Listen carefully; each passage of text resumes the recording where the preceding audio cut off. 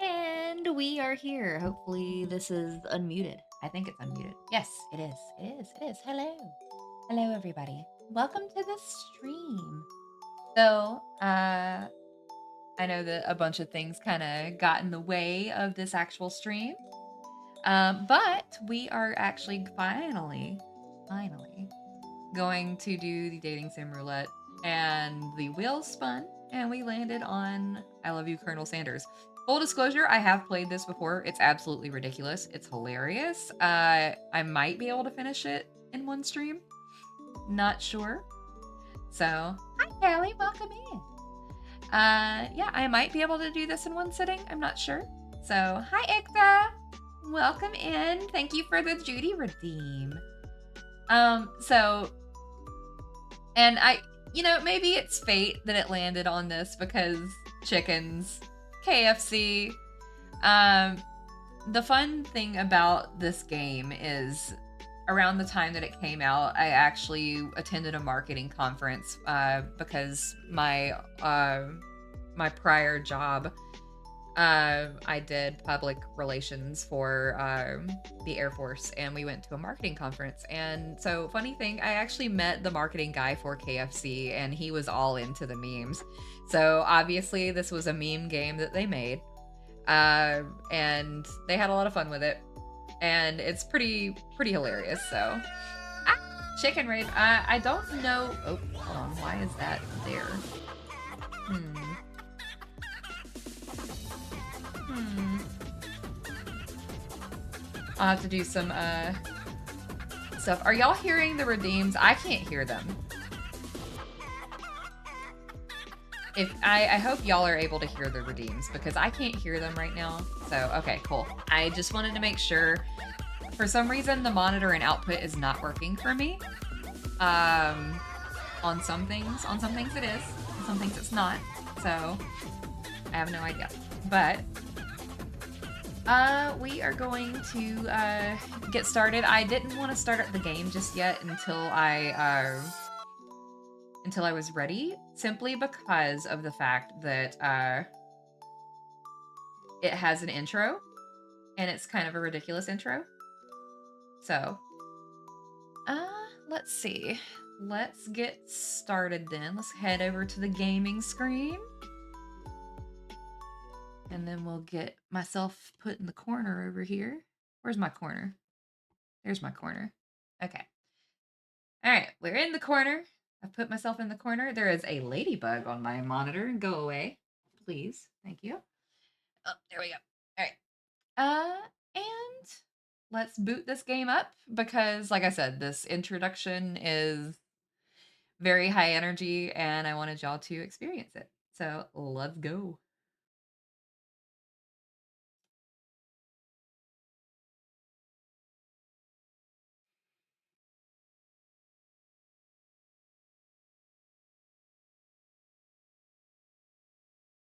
There we go.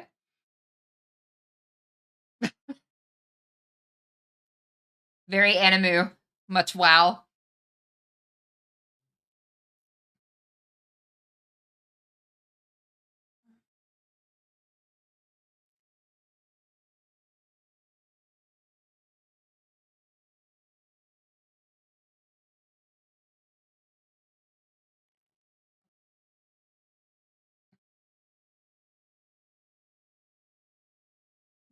Ah, bonk. Thank you for the bonk. Missing game audio. No. Hold on. Ah, that's why I forgot to switch it. That's my bad. We're gonna restart that. Y'all are gonna experience that because the music is amazing. So, all right, we've got game audio now. I know, Silent Goat Jam. Exactly. I know, Ixta. What am I doing? It wouldn't be a scuff stream without some scuff. So, all right, we're gonna start that over. Let's exit. And then let's boot it back up because y'all are going to experience that music along with those animations. Let's freaking go. All right, here we go.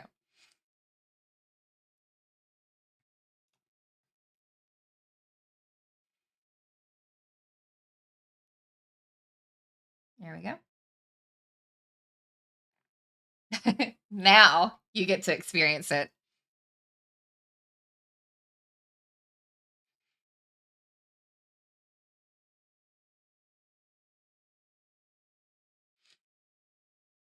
You can't make me.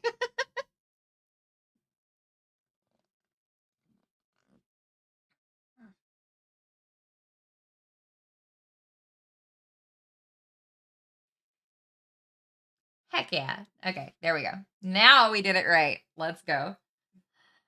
So, no, wait, no audio again? Are you serious? You're trolling me, right? Oh my god. Why? Why is it not game audioing right now?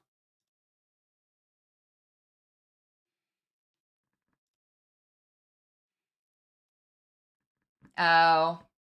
Okay, OBS needs to quit switching my stuff. Ah. What do you say? Third time's the charm? Let me see. Game audio. Okay. We've got that.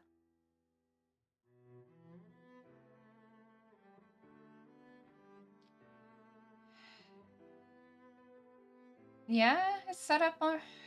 It was set up on that, but for some reason, monitor and output was changed to off completely. So I don't know why or when that got changed. So let me see. Yeah, there's this. I wonder if I can just reload it from here. No.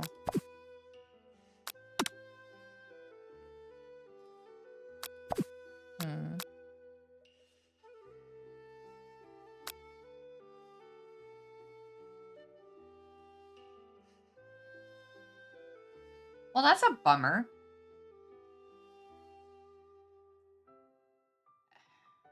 Yeah, I know there's sound, but I wanted y'all to see the thing.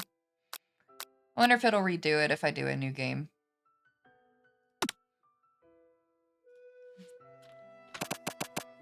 My name is Sunny. Let's go. All right. I don't know if it'll redo the intro, unfortunately. But I may do it later. Okay, now I get to play narrator and see how well my voice does, considering that I've been sick for like 2 weeks. All right.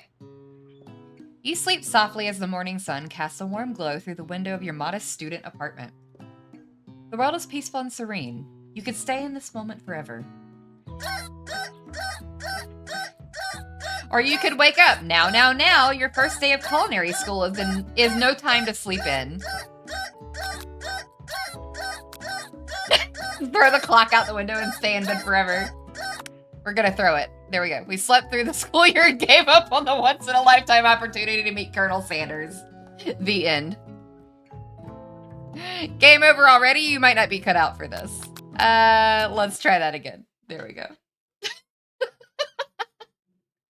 This whole thing is ridiculous. All right, we've already read this, so we're gonna go through here. All right, smack the clock up and at him. Lying in bed, you stare at the ceiling, thinking about everything that awaits you at the prestigious University of Cooking School Academy for Learning. That's a mouthful. Your mind begins to wander. Who will be there? What will you cook? What should you wear? Time begins to fly by and you find your imagination getting away from you. You'll need to take this seriously. You allow yourself to daydream a bit, thinking about the future. Should I daydream? I love the chicken poster over here. And also, like, we have either K-pop or J-pop boy band over here.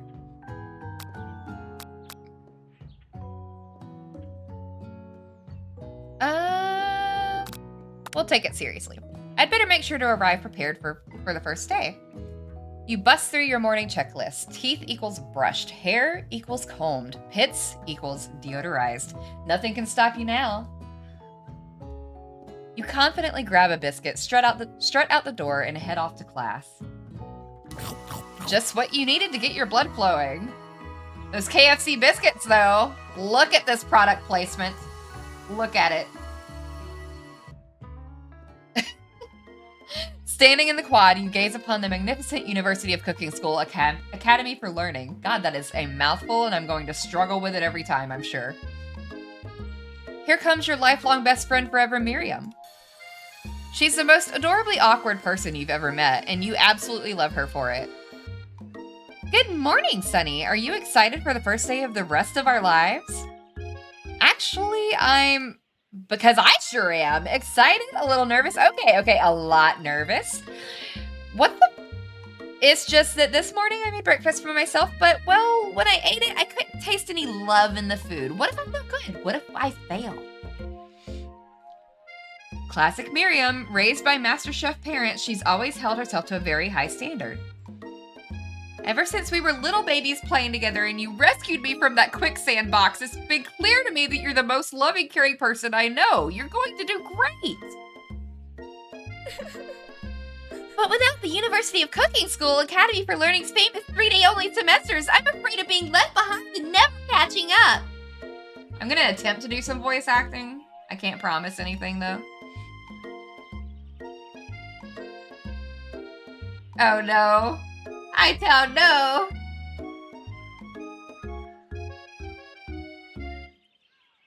A sweet girl, Miriam has always had a flair for the dramatic. This summer, she got so nervous about her first kiss that she chipped a tooth practicing on a mannequin. Oh my. Should you pep talk her or change the subject to give her some relief? Let's pep talk the best friend. Let's go. Remember last month when we saw that fortune teller and had our tarot cards read? The lady with the mask who gave me nightmares? I've been trying to forget. I know she looked spooky, but she was so sweet, and she told you that you were destined for great things. Remember that card with the fancy-looking tower, and that other card featuring the handsome fellow in the red suit? I've been waiting for so long to meet a handsome fellow I could call my own. And I'm sure you will soon. In no time, we'll be graduating, and you'll be delighting the world with your heartfelt cooking in no time at all. As you talk Miriam up, you can feel her nerves begin to ease. You know what? Maybe everything will be okay after all. And if not, at least I have these killer bangs. Can you believe I cut them myself? I mean, you did a better job than I would have, girl. Go for it. You can definitely believe it. I cannot believe it. Before you can get another word out, you're rudely interrupted when someone smacks your books and custom engraved measuring spoons out of your hands and onto the ground. It's Ashley, your arch rival. She's totally evil, but you can't help but be filled with jealousy. She can get anything she wants, and she knows it. Hello, Ashley. Oh, I didn't see you there, chicken shins. You leave Sunny's shins alone. They are perfectly normal shins. I don't know, y'all. My shins hurt sometimes. I don't know if they're normal. Ugh, you can't stand Ashley. Even her name is annoying. You know for a fact that it's actually Ashley, but she had to add extra letters to make herself feel better than everyone. If anyone here knows what perfect shins look like, it's us. We're not going to let you or your really weird insults get to us. Across the quad, you see Ashley's best friend, Van the Man, has stopped to look at his own reflection in the mirror. The arc I'm here for. His pants are so tight you can see him casually working out his glutes while he styles his hair. No lie, they're rocking glutes. Van. You rang. You've never been sure what their arrangement is, but as long as you've known them, Ashley and Van have just been as close as you and Miriam, but substantially more devious. I can't believe that University of Cooking School Academy for Learning would ever allow people like you to attend as students. I know, right? You'd think they'd just hand us our diplomas now. Or maybe hire us on as professors. You amateurs could learn a lot from us. With the first day of school about to start, there's just not time to properly tell these two off, so you resist the urge. Let's go, Miriam. See you later, losers! As you approach the door, you see a goofy-looking kid pushing hard against the window directly next to it. I'm not sure what that noise was, but we'll keep it at that one. Oopsie! I think it's broken. You reach forward and easily pull the door open. That should do the trick. I love you. I think you mean thank you? My name is Pop. I was named after my Pop. He's old. Fascinating. Could someone like this also be a student at the school? He must be one heck of a chef. Also, his name tag clearly says Bob, but I guess he's reading it upside down.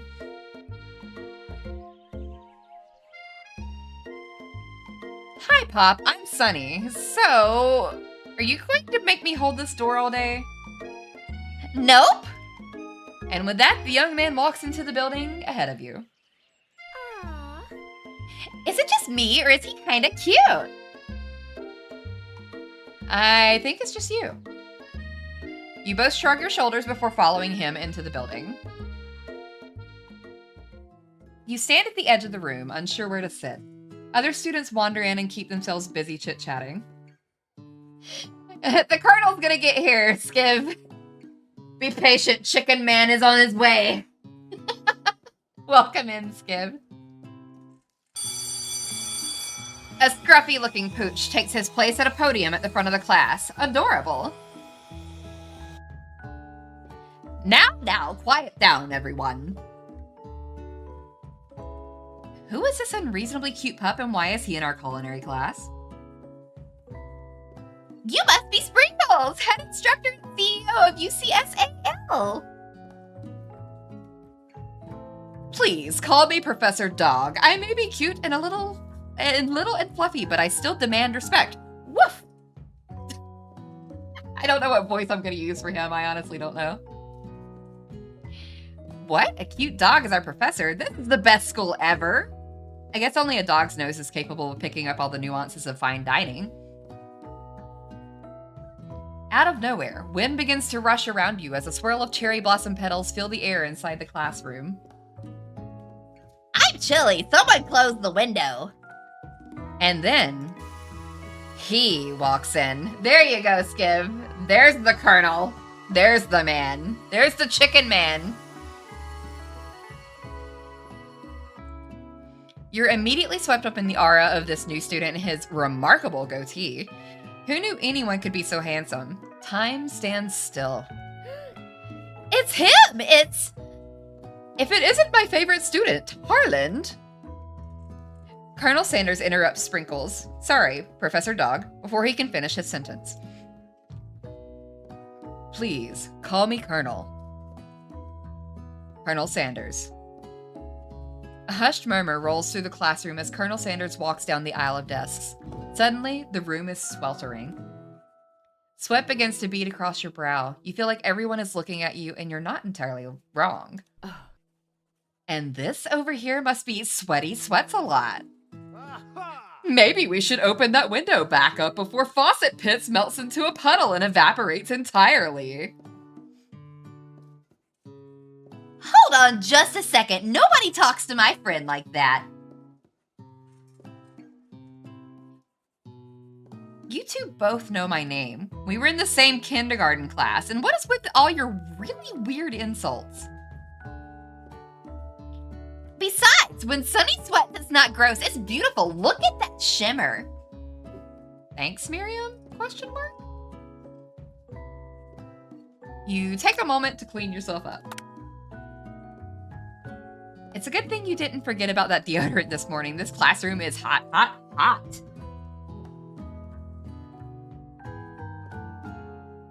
Professor Dog steps in to settle the class down and set some ground rules. Welcome to University of Cooking School Academy for Learning, the greatest school. I accidentally clicked. Oh, anyway. The birthplace of culinary legends past, present, and future. Many challenges await you. There will be tears. There will be blood. There might even be really adorable tiny food. And when all is said and done, there will be a battle. You will lift your sporks and compete in the broom cooking arena. Just then, another student enters the classroom and interrupts the professor's rousing speech. Hi guys, sorry I'm late. I hope everyone had a good summer. I really miss... Quiet! Late to class is bad enough, but interrupting my monologue. You're on the fast track out of here, young men. Are you sure you're even in the right place? Don't you recognize me? This is my 3rd year in this school with you as my teacher. Everyone stares at him blankly. Does no one remember me? You're expelled if you utter one more word before I finish. Angie Corgi, let's go.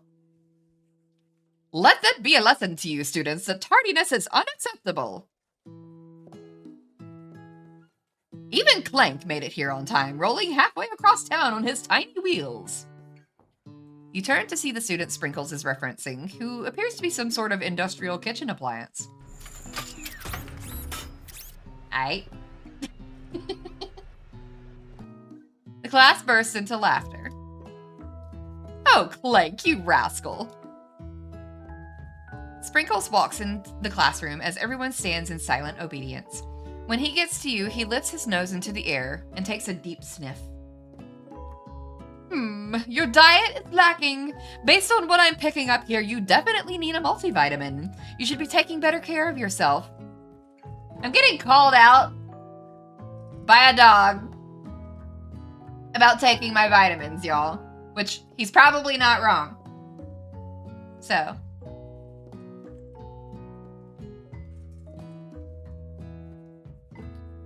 You've never had a talking dog as a teacher before, but Sprinkles' reputation for being smart but tough is well known. You decide to try and butter him up by giving him a treat from your pocket, but what kind? I mean, we are playing a KFC game. Should we give him the chicken snack? We're gonna give him the chicken snack. You reach beneath your apron and return with a chicken snack in your hand. Sprinkles' eyes go wide as he locks onto it. His favorite! Well, well, well. I think there might be some competition for New Star Student. The furry professor immediately devours the snack, leaving your hand slick with a coating of warm doggy drool. Thanks, Professor? You see the other students eyeing you jealously, but pay no mind to them. If they wanted to succeed in life, they should have learned the importance of carrying a range of dog treat flavors on them at all times. That's sage life advice, I think. You never know when you're going to meet a random dog that you just need to, like, I don't know, impress. Especially if he's your professor. So, we can make a poll. I mean, we could make a poll. That's true.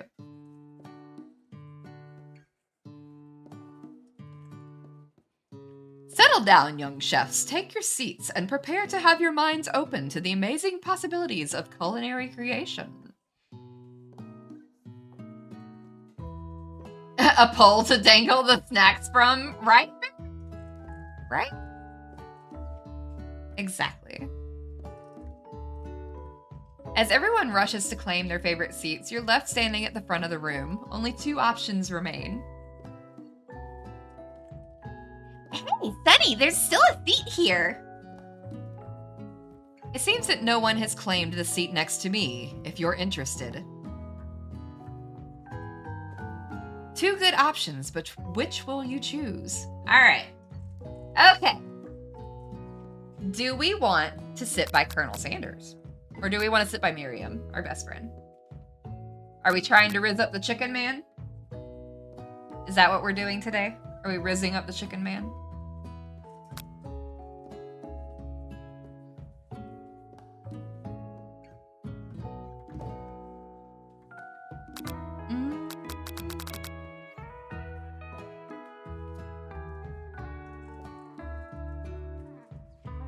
I forgot to do this. Hold on.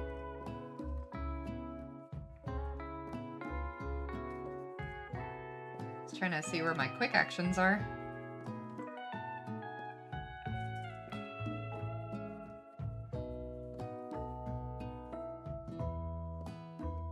Woohoo! I put this over here. Do I have? No, that's a prediction.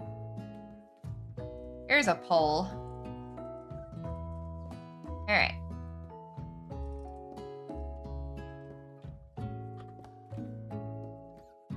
All right, Miriam and Colonel Sanders.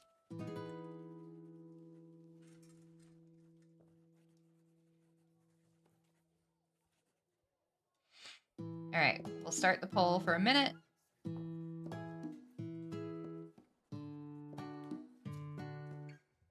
All right, poll is up.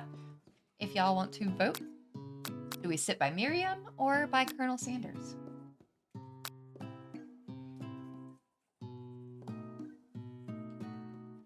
Got about 45 seconds left for the poll.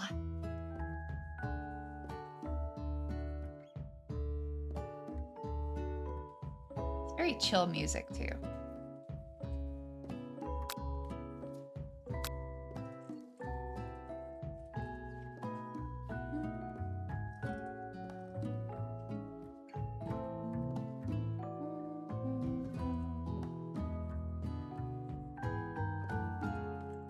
All right, I'm gonna go ahead and see what the poll results are. What do we got?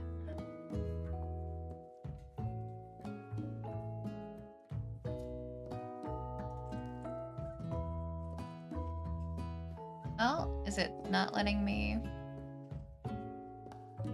Did nobody vote?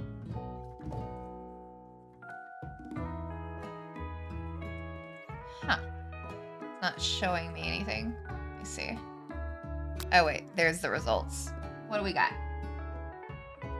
Nobody voted. All right, we're gonna sit by Colonel Sanders. Let's go.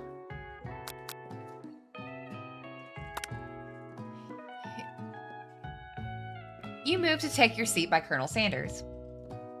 It appears he brought no books, pens, or pencils. However, his perfect upright posture shows off a seriousness that makes you confident in his desire to learn.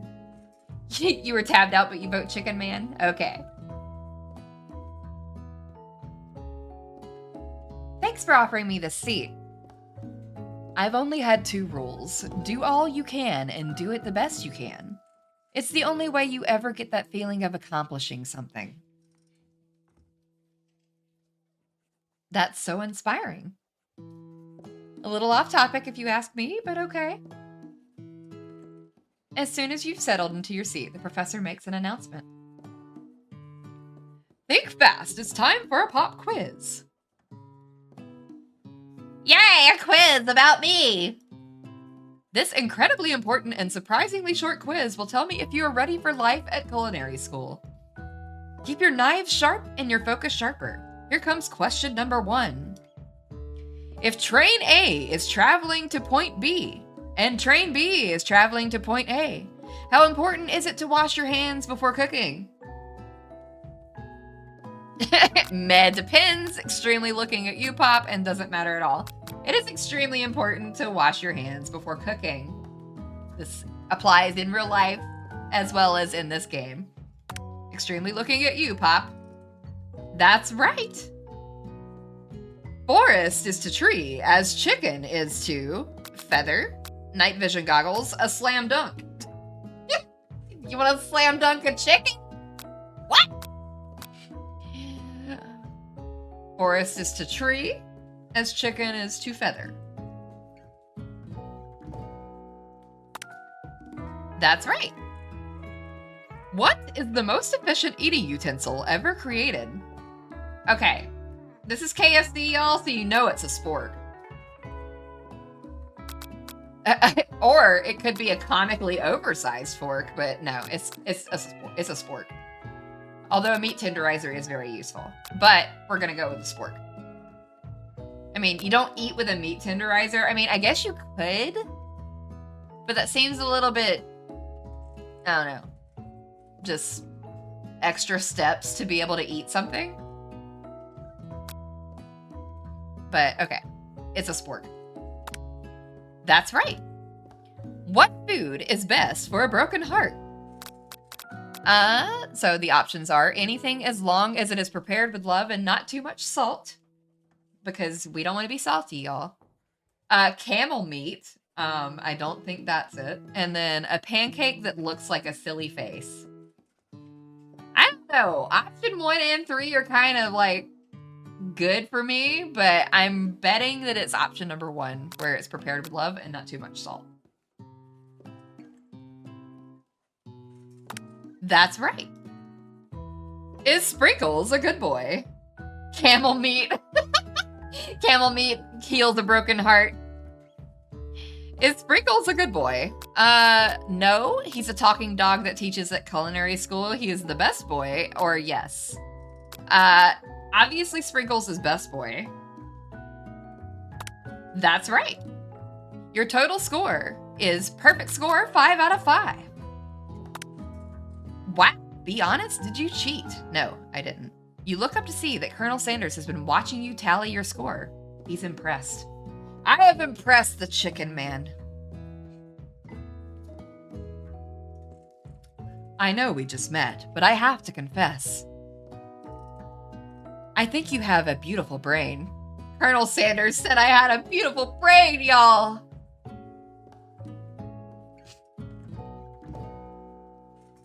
I have a beautiful brain. He's risen me up already. This is a good sign, right? Hot diggity, Sonny. You just scored some major Colonel Sanders points with that performance. May I have your attention, students? I have an important announcement to make. Time for lunch. Wow, the cafeteria is as nice as any restaurant you've ever eaten at. It makes sense that a school dedicated to cooking would also be serious about eating. I would hope so. A delicious fragrance wafts through the room and tickles the end of your nose. Your mouth waters. Do you smell that? That must be your lunch. It smells crazy good. Everyone, can I have your attention? Is it about lunch? No, I just wanted to apologize for my tardiness. You see, I was... Howdy, folks. I'd like to make an announcement. Hey, It's about lunch. Everyone cheers. But Shh. Lunch, lunch, lunch. She said, shh. In honor of the new semester, I have prepared something special to share with everyone at lunch. Aha! That must be the smell I smelled. Indeed, that smell. You hold your breath, waiting to see what food this mysterious student has created. You've heard that he's very talented, but were the rumors true? Is this? Colonel Sanders lifts a large bucket above his head. Its contents glimmer in the light. Piled high are huge pieces of chicken, breaded and fried to a crispy golden finish. Hi, Bonnie. Welcome in. Good to see you. This product placement, though, is making me hungry for fried chicken. So, yes. The aroma envelops you, and you begin to feel warm and safe. Right? I'm gonna lick this chicken. Colonel Sanders has filled a bucket with chicken? What a novel concept. Your stomach begins to grumble as if to say, stop thinking and start eating. For years, I have been developing a secret recipe for the perfect fried chicken. By my calculation, nothing less than 11 herbs and spices are required to achieve the perfect balance of flavors. You look around and notice that every other student has a pen and paper and is scribbling notes as fast as they can. But that's all I'll say about that. What? You think we want your stupid secret recipe, dude? Nah, my dude. Nah. I'm just drafting a last will and testament in case one of those ingredients is poison. Got him. He looks around nervously to see if anyone else is laughing at his sick burn. You wait to see what zinger Ashley has prepared to follow up, but she suddenly takes a different approach. Yeah, and I was just like writing in my diary. Dear diary, today I smelled something beautiful. I knew at that moment that only the hands of a true gentleman could fry chicken so tender. Back off my chicken man, Ashley. You see her body language change from bitter and evil to sweet and innocent as she slides closer to Colonel Sanders. She realizes that he is destined for greatness and fame with cooking skills like this. She wants him all to herself. Oh, please. Well, Van the Man, if you don't want any.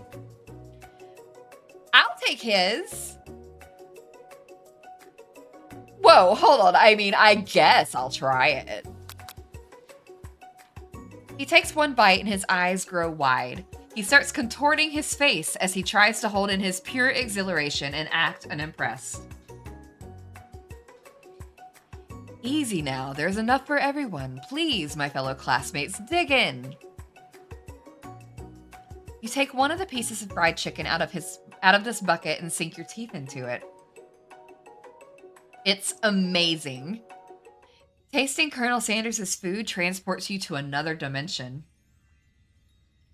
Alone with your taste buds, gripping a drumstick in your hand, you float weightlessly.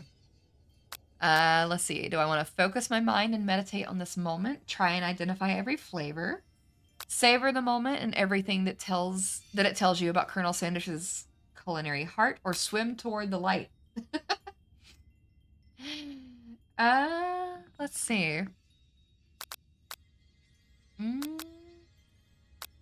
We're gonna savor the moment and everything that it tells you about Colonel Sanders' culinary heart. The flavors in your mouth are beautiful, pure, heavenly. Hi, Ruka! Welcome in. What a guy! Alone with the flavors, you feel something that can only be described as love. For a man? For a flavor? Are they the same? After tasting his food, you try to get some one-on-one time with Colonel Sanders.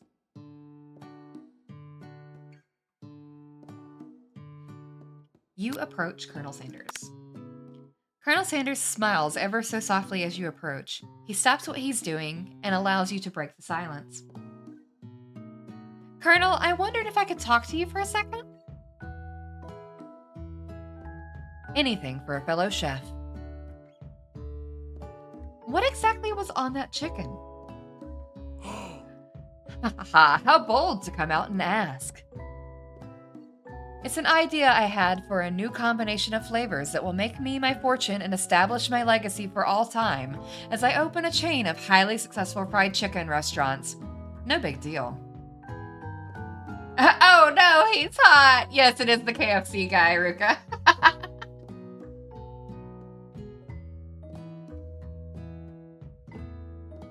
It's just you and me here talking. I can keep a secret. In fact, I've got some of my own that I'd be willing to trade. What's the rush? The semester is only getting started. We've got 2 more whole days to get to know each other. That's a short semester. 3 days? Okay.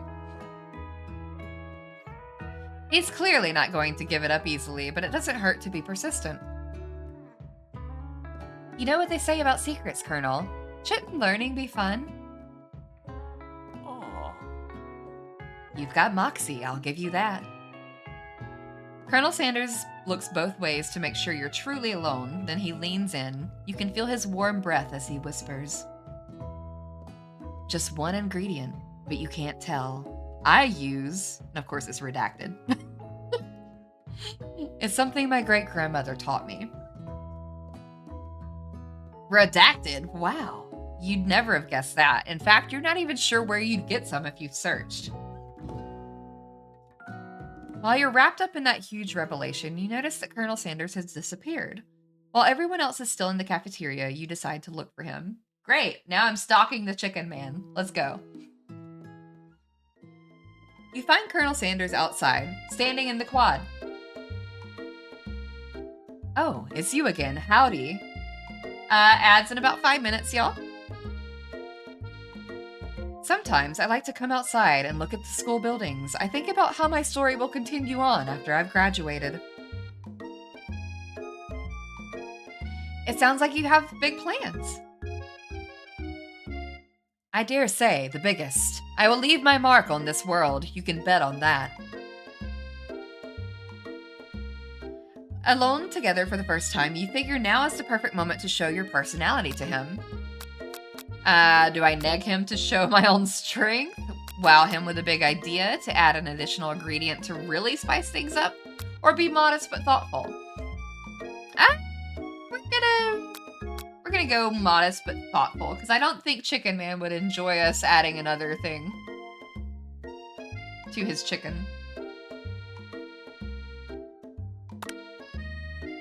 Well, I just wanted to tell you that I really enjoyed your food. Now you've got his attention. The flavors were complex but comforting. The interplay between salty, savory, and peppery, it was perfect. I appreciate the compliment, Sunny. I'm sure you'll be I'm sure you'll be a big success. I know we've only met today, but I'm starting to get the same feeling about you. We should head back inside. The next lesson starts soon. You think the Colonel has main character syndrome? He might. He might. I mean, he kind of is the main character in a way. So, you step into the massive cooking arena where the afternoon lesson will take place. Each student gets an oven and all the tools and ingredients they could need. Look at this place. It's magnificent. Finally, we get to show our stuff. Wait a second. Oh no, we have to show our stuff. What if I totally blow it? You're not going to blow anything, except maybe kisses to the crowds of fans you're going to earn with your signature adorable tiny food creations.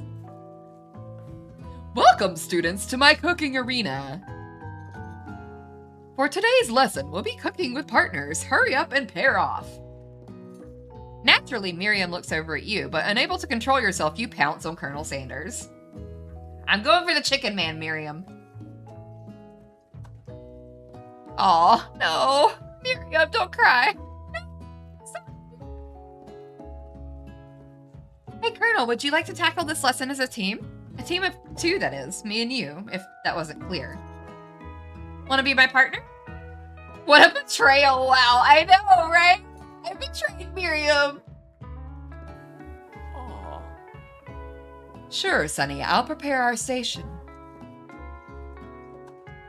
Without you as a partner, Miriam is left standing all alone. 2 different students quickly take notice. Hello, new partner. Beep boop. Oh my, 2 potential partners? I'm so sorry, gentlemen, but I don't know who to choose. Looks like you'll have to pick for her. Friend duties can be a little awkward, but that's the price you pay for not being alone forever. Who do you want to ask to be Miriam's partner? I don't know. Who should be Miriam's partner? Should Pop be... Well, she did say Pop was cute. And then Clank is a machine. So he'll probably be efficient. Forever alone, Ruka. I don't know. She did say Pop was cute. So Cinder Pop. Okay, we'll give her Pop. Sorry, Clank, but I think Miriam will be partnering with Pop today. Oh no, he's crying now. Everybody's crying. Pop gives a big smile as he steps up to the same station as Miriam. I'm a chef. He holds up a banana and, without peeling it, proudly eats the entire thing. Did I choose wrong? It's disconcerting, but Miriam is too kind to act grossed out. I love your enthusiasm, Pop. She looks at you like, really, this kid? But it's too late to change your choice now. Now it's time to focus on your own cooking classwork. All right, you 2, for today's lesson, we're going to keep it simple. Pick a basic dish and divide up the steps. No chef is an island. It takes 2 flints to make a fire. You get the idea. Which dish do you suggest to your partner, Colonel Sanders? Steak tartare seems easy enough. It's fancy and you don't even need to cook it. Using octopus will blow Colonel Sanders' mind. Your grandmother's mashed potatoes and gravy. Okay, so we know what game this is, right? Ah, good Siri bot. Thank you for banning the evil spam person. So obviously mashed potatoes and gravy are gonna win out here because that's gonna impress the chicken man. So my grandmother's mashed potatoes and gravy, it is. I've always been something of a down-home chef. I was thinking we could make something warm, inviting, comforting. Maybe mashed potatoes and gravy. I couldn't imagine one without the other. Colonel Sanders casts a coy look at you, causing your whole face to go beet red. Embarrassed, you quickly turn away.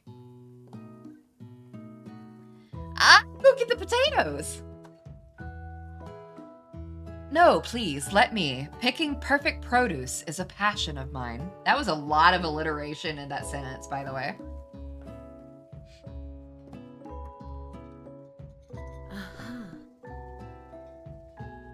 Looks like things are getting pretty fresh around here. Does someone have a crush on Colonel Sanders?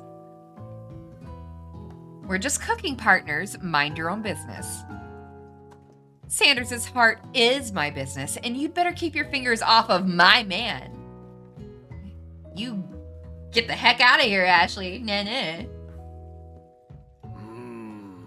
Did someone call for me? No, geez, Van. While I'm over here crushing Sunny's dreams, you're supposed to be taking care of our classwork. That was a deal, remember? Colonel Sanders returns, arms full of peeled potatoes. He tosses them into boiling water and turns his attention to you and your old friends. Oh, howdy there, Ashley. Van, are we working in a quartet instead of a duet now?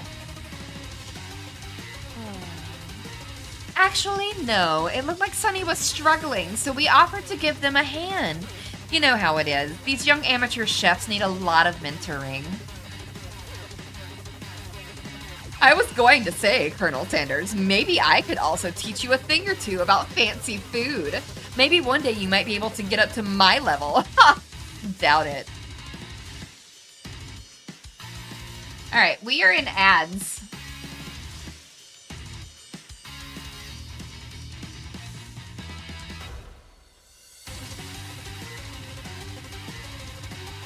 All right, I'm going to take a quick break as well.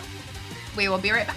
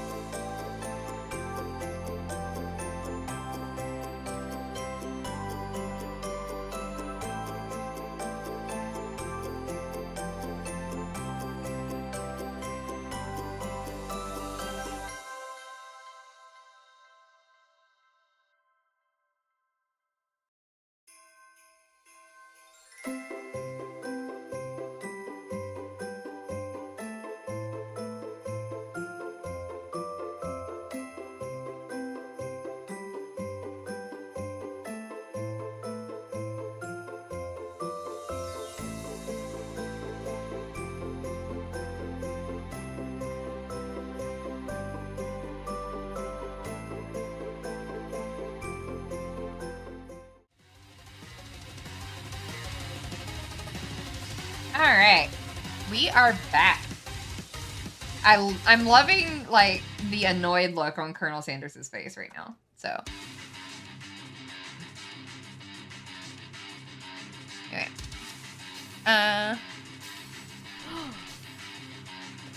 Don't be rude, Van. I know this music though, right?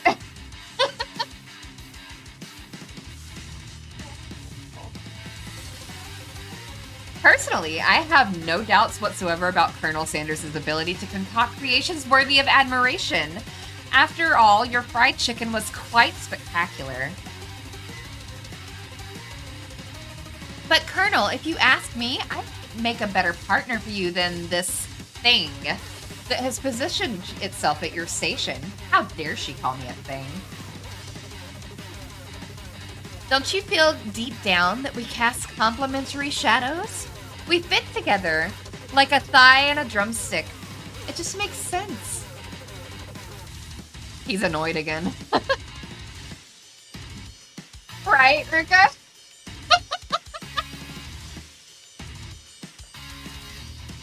I love this music.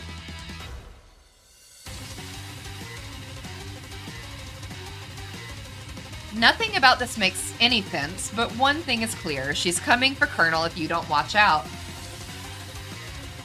Ashley is really going at you hard. You need to ask for some backup here before things get ugly.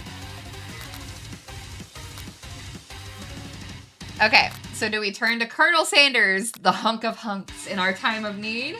Or do we turn to Miriam, the forever bestie who always has my back?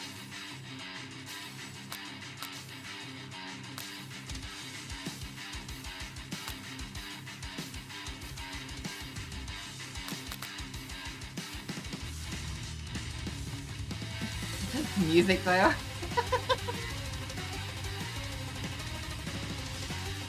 You have no idea I'm moshing out. You know what? We'll turn to Colonel Sanders. Why not? See what happens. Hopefully I don't screw this up.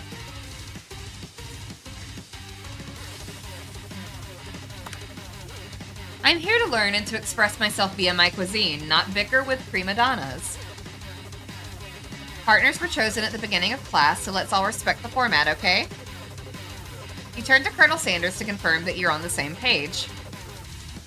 I chose Colonel Sanders, and Colonel Sanders chose me. Isn't that right? A businessman respects all fair agreements, from contracts to handshakes. I took on Sunny as my partner for this activity, and I stand by it. Based on your team's behavior, I'd say you're perfect for each other. Neither of you has Sunny's natural talent or their loyalty. Damn, Colonel Sanders throwing words. You want to see the Colonel two-stepping? That would be great. Being defended by Colonel Sanders leaves you feeling proud and full of potential. You look for Sprinkles in hopes that he might step in, but he's nowhere to be found. Darn those cute corgis and their short but sturdy stature. Got him. You look down at your station and realize that, in the tension of the moment, your hands have been cooking on autopilot. Distracted by the drama, you've already crushed the boiled potatoes into a perfectly creamy mashed texture, with plenty of butter and cream for flavor. It's as if your natural passion guided you through the steps you know so well while your attention was elsewhere. I know just what to do. Colonel Sanders extends his hand. He's holding a beautiful white porcelain gravy boat, out of which pours a smooth, brown gravy, smothering your nearly finished potato dish. Gravy flows down the mound of mashed potatoes. The result looks spectacular. Granny would be very proud. Product placement, let's go! Not gonna lie, these animated potatoes look delicious. And now I want mashed potatoes.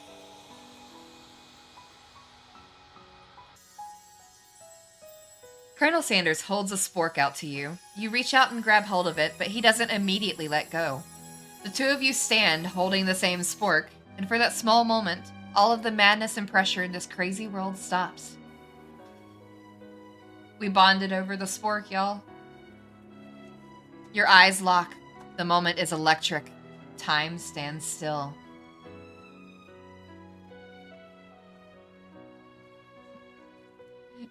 If you love something, set it free. Together, you dig the utensil into the mashed potatoes and lift a heaping sporkful up. When you see Ashley with a sinister look, you know she's plotting against you to be with Colonel Sanders. And then, filled with rage and without thinking, you fling the sporkful of mashed potatoes right into Ashley's stupid, beautiful face.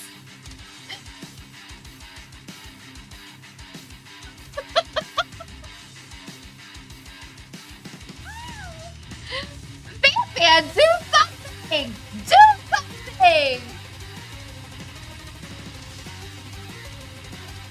Scooping up a fingerful, Van tastes the dripping mashed potatoes and gravy and realizes that it's delicious. Horrified by this revelation, he slinks away. Will he ever be able to cook something with so much love and integrity? Hold on right there, Sonny. We do not waste food in the broom cooking arena. Colonel Sanders, I expect better from you. If you throw one more spoonful, you both better be prepared to eat it from wherever it lands. That's... Don't threaten me with a good time, Sprinkles. Sir.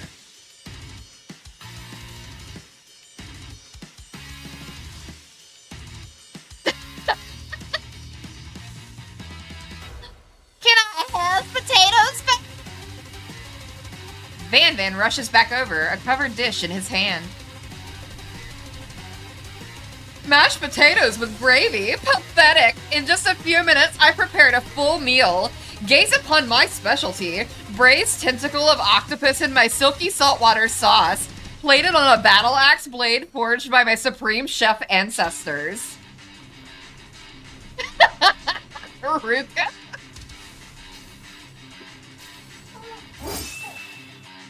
You've ignored me for too long. That ends now. It is I who will have the first bite, and you will all look on with envy. The interrupting student rushes at Van and swipes a bite of his signature dish right off the plate. No, don't! Something about this dish doesn't strike my nose quite right. I think the octopus was rushed and may have turned in the process. The results could be toxic. Throw some mashed potatoes at the colonel. Well, he did say eat it wherever it lands, so... Too late, it has been eaten! I think I left something in the oven. I don't feel so good.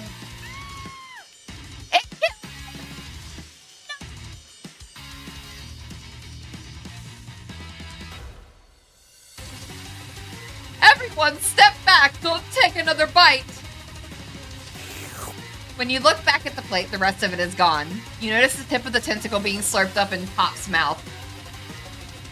Pop winces in pain for just a moment, then is almost immediately back to his oblivious self. Oopsie. Tastes like poison. The entire class is gathered to watch Pop's final moments. Shock has frozen the whole crowd. They are as motionless as statues. The class bell rings, disrupting the moment and snapping everyone back to reality. It would appear that Pop's enthusiasm for trying new things, despite obvious danger, has inoculated him against poisons of all kinds. I'm not sure the professors here make enough money.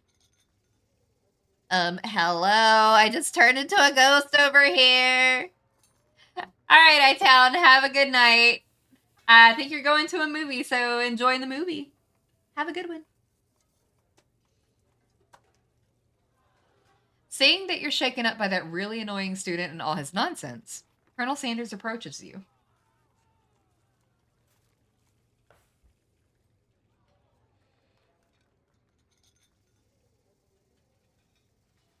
I'm sorry you had to go through that. Please, let me walk you home. What? Like, for real? Oh, come on. You follow Colonel Sanders out of the room.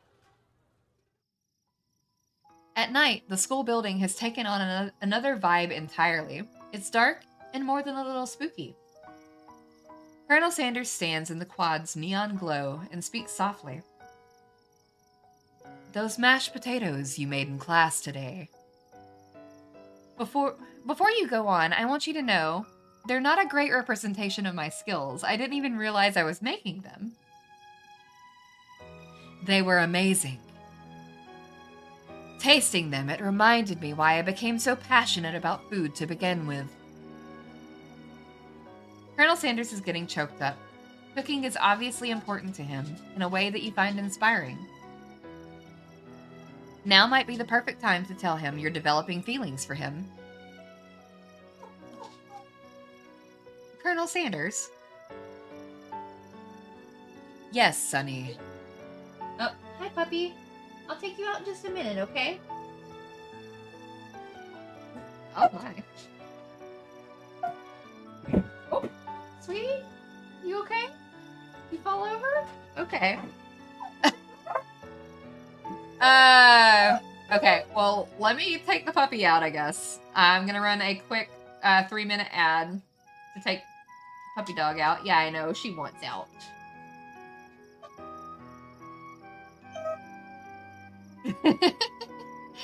Alright, quick ad, taking puppy out, BRB, y'all.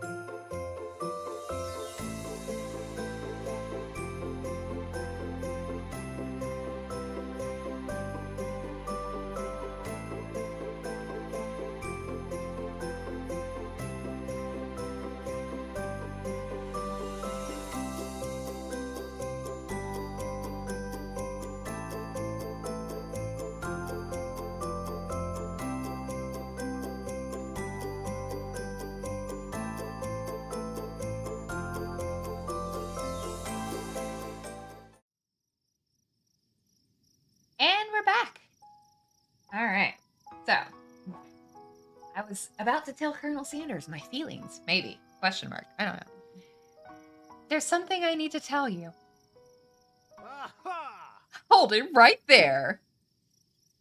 There's something I need to tell you first. Oh, geez. You see, when I was just a boy, I had a dream that one day I would be the greatest chef the world has ever seen. And every day since, I have been working towards that dream. Day and night, never stopping, never resting. Also lifting a lot of weights. Like, so many weights. We should follow our dreams with all our hearts, that our souls may grant them like wishes floating on a shooting star.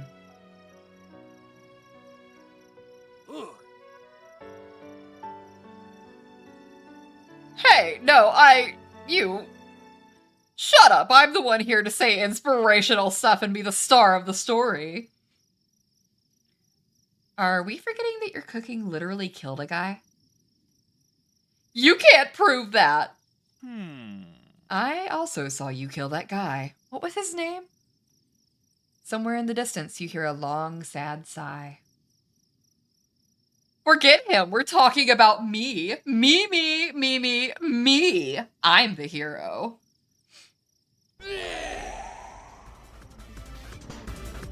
I forgot about this. The Spork Monster is here to find the hero.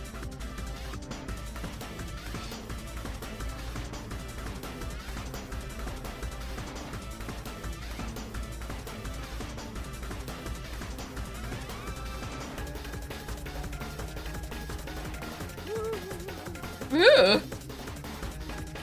I think I left the fridge door open. Later, nerds. How dare you threaten me just as I was letting down my guard and connecting with another chef on an emotional level. Be afraid, be very afraid of me because I'm a monster. See? Oh god, I don't need to do that. That feels weird on my throat.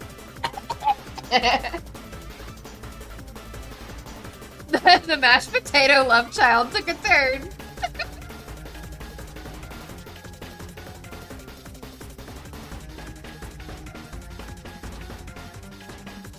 Is he rhyming on purpose or is that just a coincidence? But before you can discuss syntax any further, is a turn-based fight sequence. Oh god, Callie, no, not quotable.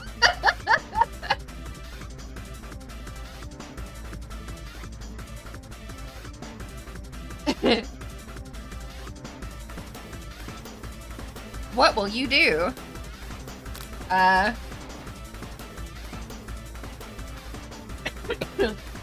I get first attack? I don't remember. You decide to go on the attack. Which attack will you use? Cook with love! My only attack! Cook with love does 1 damage. It just got real. That attack really upsets Spork Monster. Spork Monster goes on the attack. They spit hot gravy at you? Oh no! Why? It's all fun and games until you get hot gravy spitting. Oh no. Oh no. You take 1 damage. At least it was only 1 damage.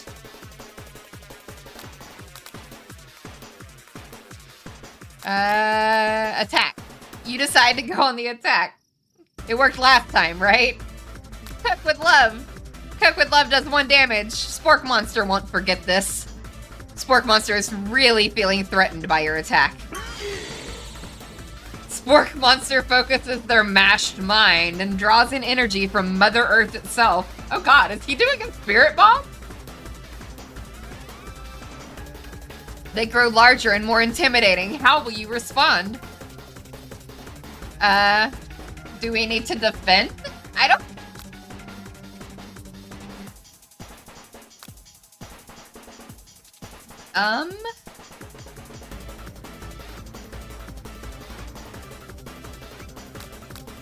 Yeah, we're gonna attack.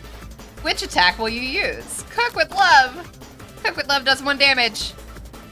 At this rate, the semester will probably be over before this fight is. Spork Monster is no quitter. Buffed up and ready to rumble, they go on the attack once again. Spork Monster uses Utilitensile. You take 2 damage from the attack. If you take much more damage, you're not going to survive the battle. I guess I'll defend. You decide to defend. Which defense will you use? Trepidation! You curl into a ball. Oh no! I'm cut out for this. Feeling vulnerable, Spork Monster prepares for its ultimate attack. Rounded Edge. Vile villain, your reign of terror stops here. Colonel Sanders summons the energy of 1,000 chickens. Hot Pie Power Pinch! Hot Pie Power Pinch does 10 damage. Spork Monster is defeated. You saved me! An injured Spork Monster spews steam into the night. Should we spare the Spork Monster? Should we show love to the Spork Monster? We're gonna spare the Spork Monster. You manage to tamp down your disgust at the sight of this gnarly beast long enough to realize that he is still a living creature with a pure soul who deserves your pity, not your wrath. Be gone, beast, and don't you dare come back for another follow-up encounter tomorrow. I won't forget this, and I certainly won't be back like you said. The Spork Monster scuttles off into the night. The defeated monster left behind a special item. It appears at first to be a cookbook, but upon closer inspection, is so much more. It's a book of magic spells with a golden chicken on the cover. It's my kind of book, y'all. There we go. You open the cover and find a library card tucked inside. The last name to have signed it out is Borko. Borko. That name sounds strangely familiar. Your blood is pumping as you stand in the quiet of the night, holding the mysterious book in your hands. As you come down from your battle buzz, you realize that your final attack has left you completely depleted. The world around you begins to fade away. Without any energy to keep your eyes open, darkness overtakes you. The image of Colonel Sanders flashes before your eyes as you fall asleep. Colonel Sanders, why are you in my room? He must have helped you get home in your tired state. I don't know what that said because I clicked too fast. What a guy is all I saw on that. You want to thank him, but you don't have the strength to utter a single word. You feel your covers being pulled up over you as you are tucked in tightly. Good night, my Colonel. In your dream, you're together with Colonel Sanders. For some reason, Sprinkles is also there, instructing your love. Dreams are weird.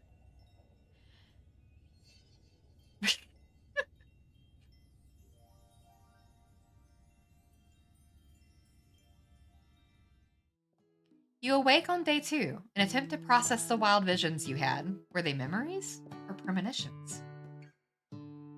And then there was that secret ingredient that Colonel Sanders went ahead and told you outright. Not much of a secret, huh? It's probably just because he already trusts you so much. Sure, that makes sense. We'll go with that. You meet up with your bestie in front of the school.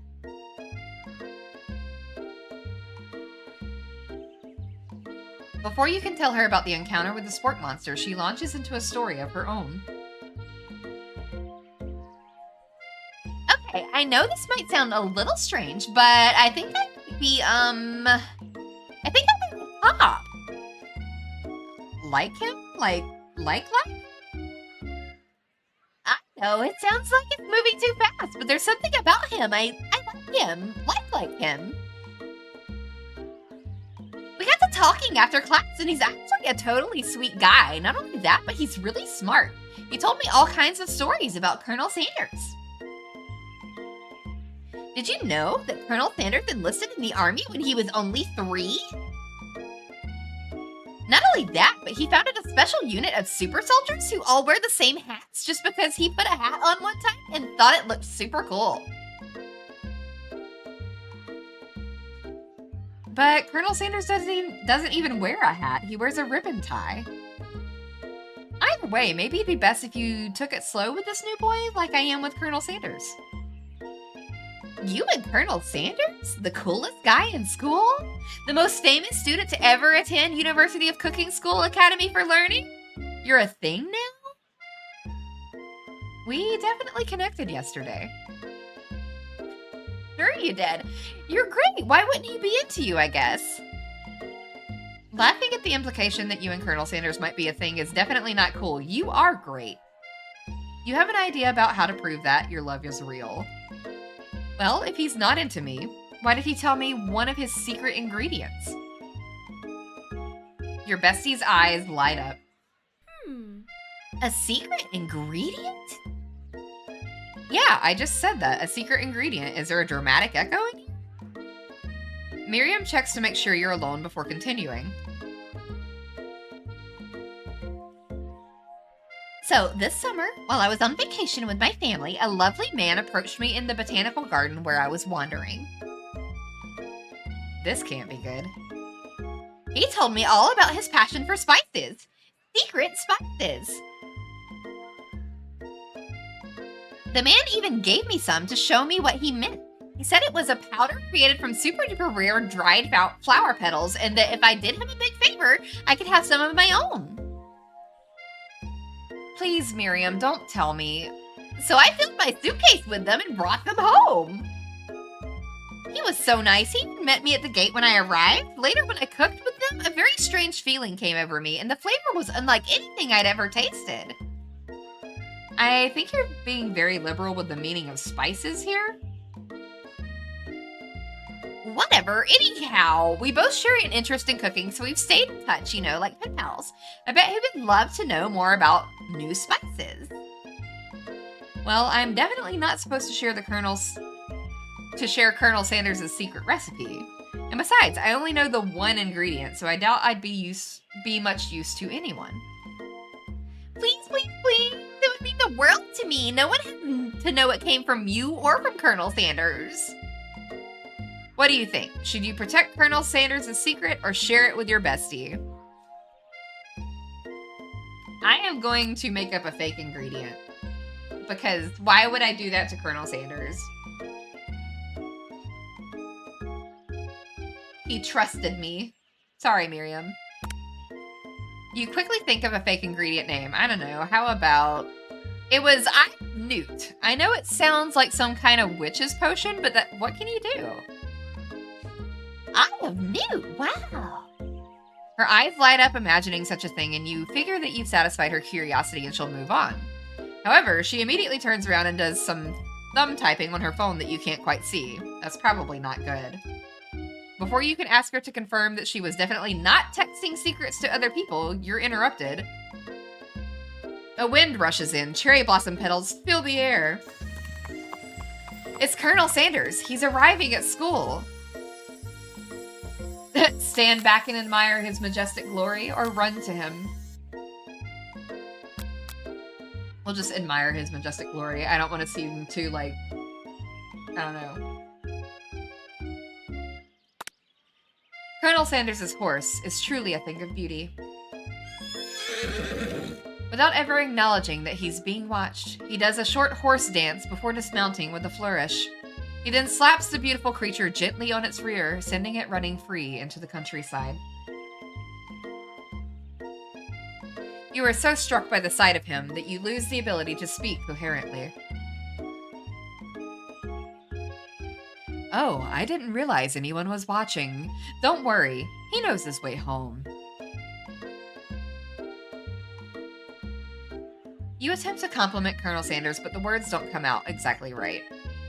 What a horseful beaut you have. I mean, what a horseful beaut you have. Dang it, that's what I just said. Being a good friend, Miriam attempts to cover for you. Oh, Sunny just gets really nervous around people they like. What? This is not helping. I mean, they got food poisoning and we were up all night. It was gruesome. You should have seen it. She gives you a wink and a smile as if to say situation handled. Can't blame a girl for trying. And with that, Colonel Sanders disappears into the school, leaving you and Miriam to follow. When you enter the classroom, you can see your two rivals, Ashley and Van Van, are doing something bad. By the way they're hiding, you know it must be really bad. Like, counterfeiting recipes bad. Experimenting with restricted ingredients bad. Summoning a demon bad? You try and get a peek over Van Van's hulking shoulder, but he sees you coming. Whoa there, little one. I'm not sure you're ready to handle this. Ugh. Why don't you make like a bee and mind your own wax, honey? Tell them to stop acting immature or act like you're not interested in them, but really try and get a closer look. I'm gonna act like I'm not interested. You sit near the rivals, but leave your back turned to them. You even hear Van Van mutter something that sounds a bit like a magic spell. However, he notices you eavesdropping. You try and cover your tracks and improvise an excuse. It's time for class and you're distracting the rest of us who want to learn. Now you've upset them. Oh, and you're the Emperor of Cooking, are you? You make the rules? I'm not sure you'd know a good meal if it ain't you. Being the best chef in the world takes more than just culinary skills. It takes creativity. It takes panache.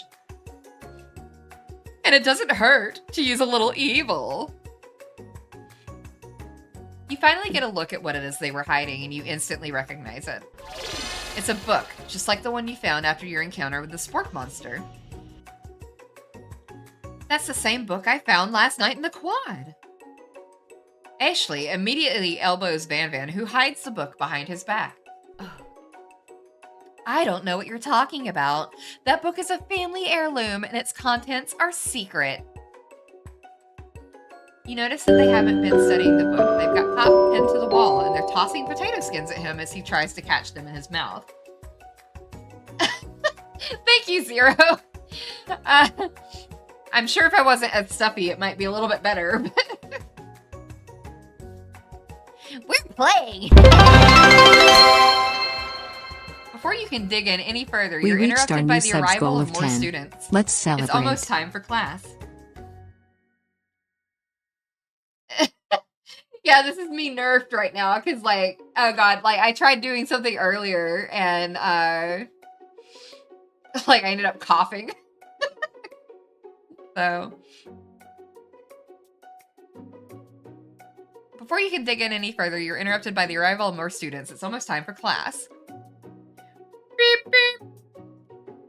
Clank must be running late. He's in such a hurry that he rolls right over Van Van's meaty foot. Watch it, you bucket of bolts. You watch how you talk to him. He didn't do anything. Womp. Who do you think you're talking to? I've never heard such language, not even from a stand mixer. Womp womp. No, your mother was a stand mixer.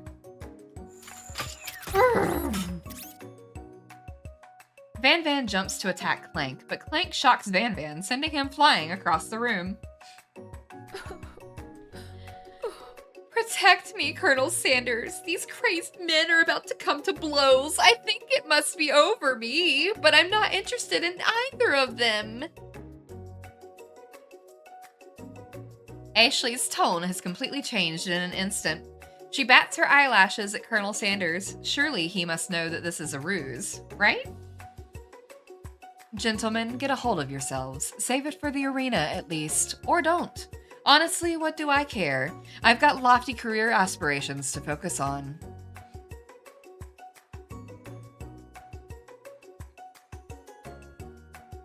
Maybe I can help you with your business plan. Just then, Sprinkles arrives to signal the true start of the class day. He's panting, which doesn't seem that abnormal. He's a professor, but he's also a dog. Students, please, take your seats. I apologize for my late arrival. I've spent the morning chasing a car all around town, and my tiny legs are very, very tired. But I'm here now, and I hope you're ready to learn. Rub his furry dog belly. He loves it. After he catches his breath, Sprinkles regains control of the classroom. Without further ado, we'll review the global history of my favorite fowl, the chicken. You want to pay attention to the lesson. Truly, you do. Which is why, in 1776, at the signing of the Declaration of Independence, it was a chicken who first signed their name. But you can't help but daydream about Colonel Sanders, and you miss most of the important parts. When you come to, Sprinkles is holding a tray of food in front of you. Well, Sonny? Naturally, this appears to you to be a sample platter. Which item do you want to sample? There's a glass of water, a shimmering pepper, or a dog biscuit. Oh god. What do I choose? I don't know.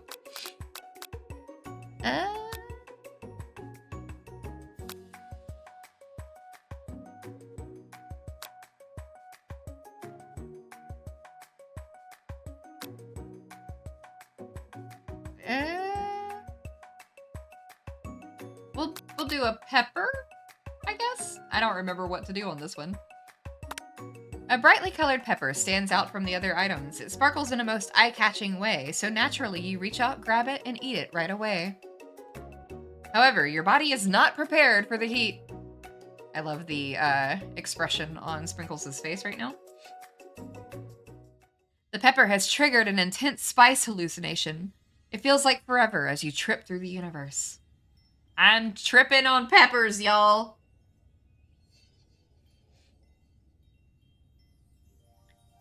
My friend, ooh. Guy again? I'm here to give you an important message, ooh.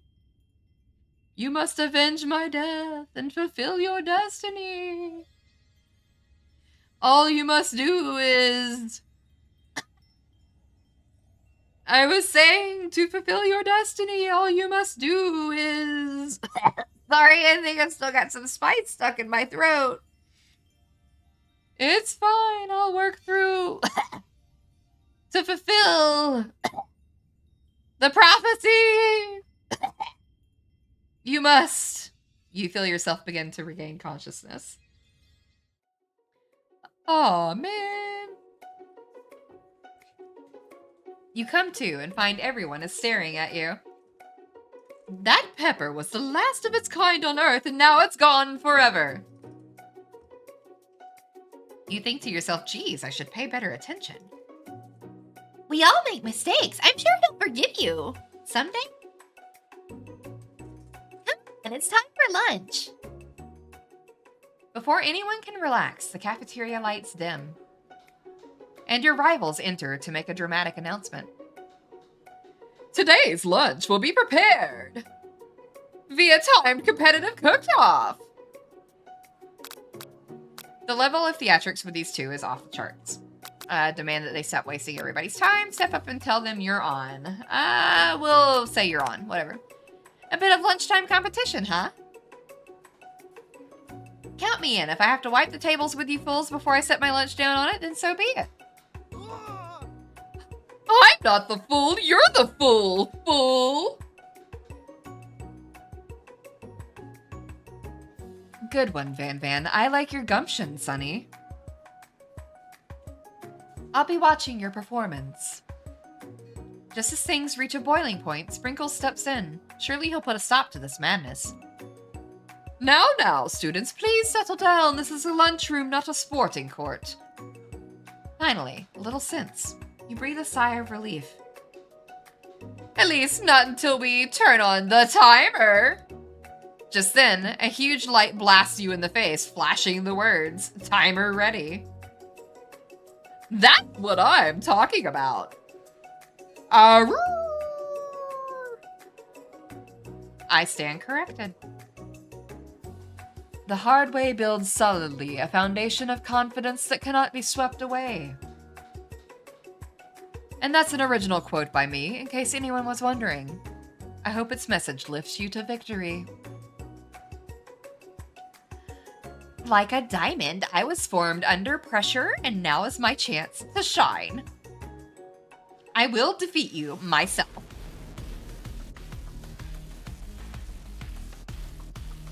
You had his chicken, and you made mashed potatoes and gravy on day one, and you're feeling like you can really impress him again here. It's time to boil some water for the potatoes. Think fast. If the timer runs down, you'll be forced to pick randomly. What temperature does water boil at?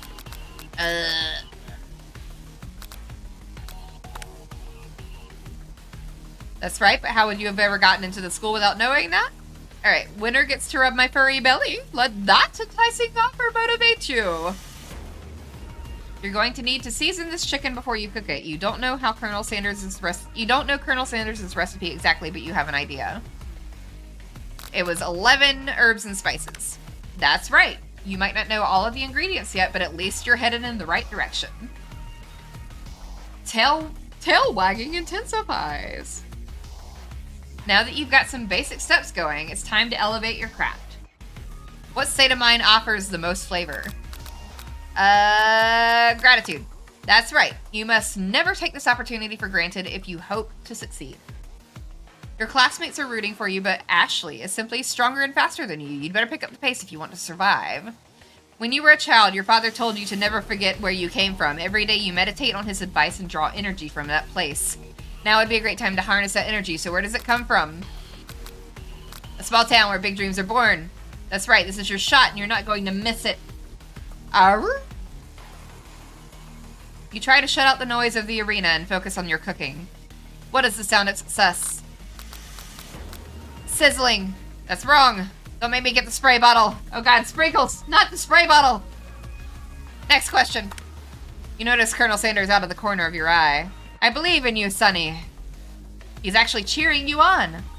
Which would be awesome, except knowing that he's watching you makes you totally forget what you were doing. Now all you can think about is Colonel Sanders. How many spoonsful of gravy? Ah! No, get your mind back into the competition. That was too fast. Oh. Grr.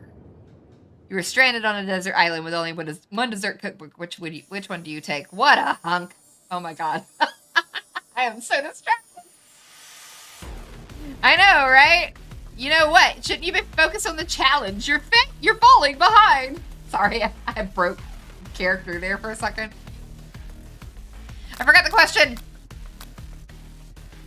What does that have to do with crafting spectacular fried chicken and delicate biscuits? Woof woof. You're really struggling to keep up. At the next station, Ashley has already begun plating elements of her dish. It's colorful and complex. To make up for time, you toss your biscuit dough into a stand mixer. As you do, the crowd gasps. Yikes! I know you love nothing more than seeing a fellow appliance utilized in a kitchen battle, but sometimes it means sacrificing the personal touch. Or you might not have any hands, but somebody does, and a good chef needs to be touching the dough to know when it's properly mixed. There's an easy way and a hard way. You don't get far by going the easy way. When you hear everyone talking, you realize how serious your error was. You immediately shove your hand into the mixer to rescue your dough before it's overmixed. Stop! No! But you're not fast enough and your hand gets stuck. It's immediately crushed by the quickly spinning beaters. There's no way you'll ever be able to use that hand for the rest of the match. Colonel Sanders shakes his head in shame. I am failing miserably, y'all. What you often find is that the easy way can turn out much, much more difficult. Everyone stop what you're doing right now. This battle is over. It can't be. I was so close to finishing my dish. Sweetheart, look at your hand. You simply can't go on. Aw, that's too bad. And here I am with a completed dish, ready to serve. Surely that makes me the winner by default. No, it wouldn't be fair to compare the two on account of Sonny's injury. You see Sprinkles begin to lick his doggy chops as he locks onto the dish. But I suppose you should at least tell us what you prepared. Well, because I'm the sweetest, I skip straight to dessert. Under this white chocolate dome, you'll find a wide array of delights, taking you on a journey of flavor that tastes good and tells a story of excellence. I was going to ask Sunny to do the honor, but since you're injured, I'm afraid that pouring this creamer of delicate hot chocolate sauce might be too difficult. Colonel Sanders, if you wouldn't mind lending me your strong, steady hand. Colonel Sanders pours the hot chocolate sauce on top of the dome, pausing to melt away, revealing the ingredients hidden within. Inside, you'll find a delicate fried cheese croquette, atop a slice of honeycomb, ice cream 2 ways, tender nougat, and pearls of blueberry gelée. Colonel Sanders seems intrigued, but perhaps not impressed as he dips his finger in the chocolate sauce. Simplicity isn't your strong suit, is it, Ashley? Oh, you.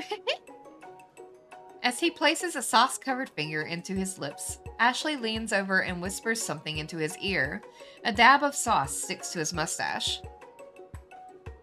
Internalize the rage or put myself between Colonel Sanders and Ashley?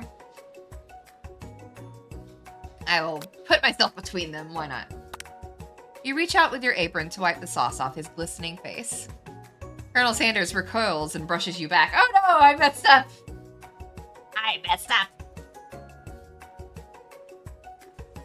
This goatee isn't just a fashion statement, it's also functional. I was saving that flavor for later. Well, excuse me, Colonel. Oh no! Try again.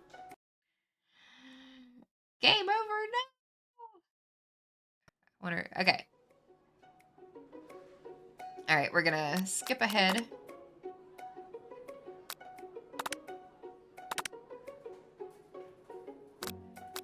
Alright, we're gonna try this competition again.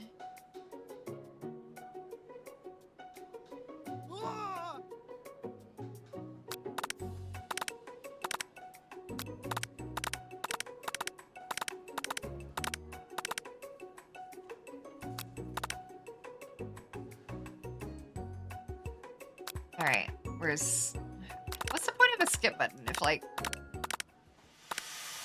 Oh. Alright.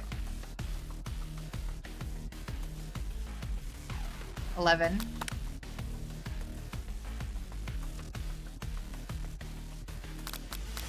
Gratitude. Small town.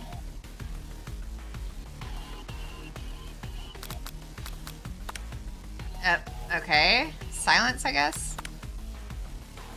Okay. Well, I'm probably gonna fail this.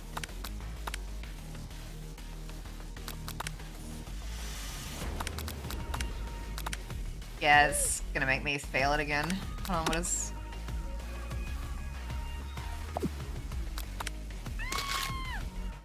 Crushed my hand. Again. Fast forward. We're gonna internalize the rage. Apparently, internalizing the rage has caused my eyebrows to catch fire and turn to ash. And they fall off of my face, which means people will have a hard time understanding your emotions for the rest of the semester, perhaps forever. Embarrassed and ashamed by your poor performance, not to mention your crispy fried brow, you run for the quad to be alone. The beautiful weather feels like an insult. Inside of you, a storm rages. I have no eyebrows. It's Colonel Sanders. He's probably here to tell you that he and Ashley are in love and have decided to get married. And he won't even ask you to cater his wedding because you're a terrible chef and an awful person. You try to hide from him, but he approaches you directly. I know you're hurting right now. Not just from the devastating loss, but from that run-in with the mixer and a small fire. We should get that checked out. I'm fine. Can you just leave me alone? I'm a loser. I'm not fit to fill your fryer. I'll never be a master chef. Failure is a part of life, not just for you, but for all of us. Do you think I've never failed at anything before? That's exactly what I think. Well, then think again. I wasn't always the man you see before you. Enrolled in culinary school, incredibly handsome, successful, motivated. Well, handsome, sure. I was born that way. But I've walked other paths and arrived at dead ends. I was passionate about life, but I failed as an obstetrician. He was an obstetrician? I was passionate about justice, but I failed as a lawyer. I was passionate about livestock, but I even failed as a mule handler. That one was especially humiliating. Mules can be so cruel. I lost my business partner to a gunfight.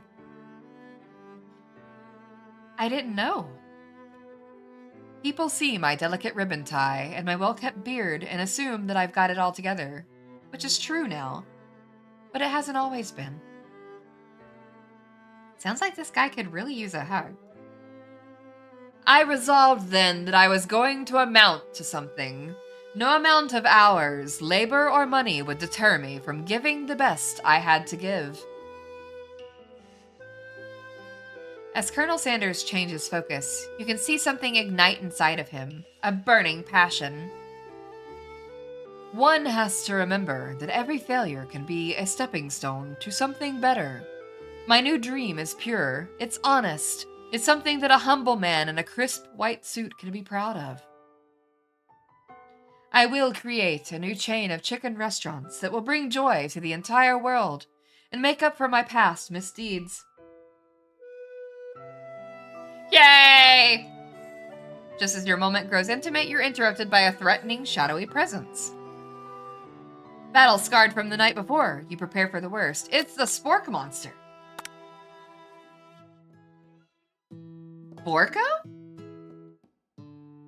It's his eye! I know I said I wouldn't be back, and after the whole fight to the death thing, maybe you don't really want to see me anymore, but I just wanted to say that I was wrong to attack you, and I apologize.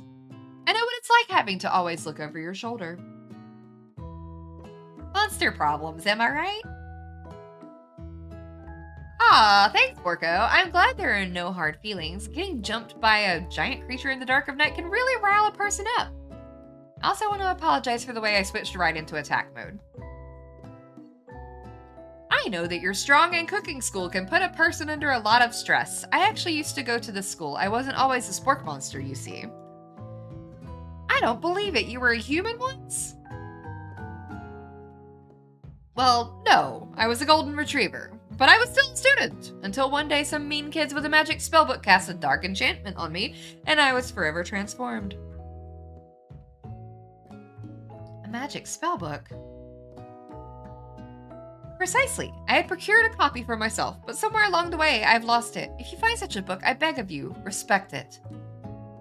You're a powerful chef, and shouldn't rely on such dark and evil magic. No, you should be protecting the innocent from those who would cheat them through sorcery and guile. If you need me, don't fear. I will be there. It sounds like there are some bad cooks in the kitchen of life, Sunny. Together, I am sure we can defeat them. Come back to my hideaway, and we can discuss. A personal invite? You can't imagine what Colonel Sanders' home must be like, but it sounds like you're about to find out. Look at that chicken. Oh, wait, you can't see the chicken. There's the chicken. Chicken! Stepping inside Sanders' home, surrounded by his things, you start to feel a special bond with him. It looks like you've lived such an exciting life, Colonel Sanders. Every day can be an adventure if you approach it with the right attitude. Long ago, I made the decision to never stop searching, never stop working, never stop imagining. Have you been working on any new recipes of your own lately? I'm always excited to talk about food with another ambitious chef. Well, there is something. It's just a side dish that I've been tinkering with, trying to find the right balance of flavors and textures. I'm not sure I've nailed it yet, but I'm close. Colonel Sanders' eyes perk up as he starts to wonder what dish you might be describing. It's meant to pair with something spicy or something crispy. Both, perhaps? Now you've got him right where you want him. Should you reveal your new creation to him or keep it a secret just for you? Oh boy, do I reveal my secret to Colonel Sanders? I mean, he did give me a spice. It was redacted, but he gave me a spice. Now we're gonna reveal it and see what happens. You decide that you're as ready as you'll ever be to share your original cooking with Colonel Sanders. Before you can talk yourself out of it, you decide to dive in head first. You reach into your lunch bag for a special dish that you've been keeping on ice all day. I present to you my original coleslaw. Look at that coleslaw. Product placement. Let's go. The shredded cabbage dish glistens in the light of Colonel Sanders' Lux hideaway. Magnificent. Together, you chow down on the creamy slaw until just a spoonful remains in the bowl. Do you mind if I hold on to the last bite? I'd like to have it around so that I can admire its taste later and think back on this moment. You could offer to make him more, but he seems like a very sentimental kind of guy. Sure, why not? Please, make yourself comfortable. I'll be back in just a moment. You realize that now would be the perfect time to do some snooping. Oh great, I'm gonna go snoop around this man's house. Around the room are various items that you can look closer at. Each item seems to radiate memories and emotions. Tap on an item to discover more about the Colonel. This must be where he keeps the secret recipe. You think for a moment, what number is important to Colonel Sanders? Then it dawns on you. As soon as you turn the dial to 111111, the safe opens. Inside it, you find a single note.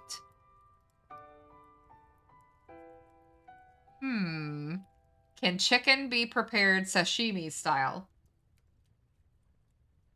These are the important questions, chat. These are important. Because can chicken be prepared sashimi style?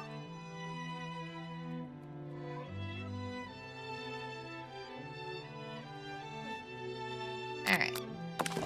An adorable little baby boy crawls across the floor. From the goatee and mustache combo he sports, you figured that this must be Colonel Sanders himself. Look at that goatee.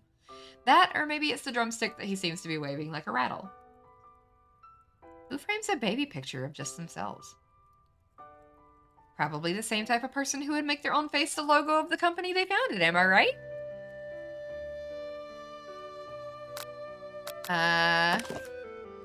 Photo appears to be Colonel Sanders, except he's an old man visiting the pyramids of Egypt? Maybe this is where he discovered one of his secret herbs and spices?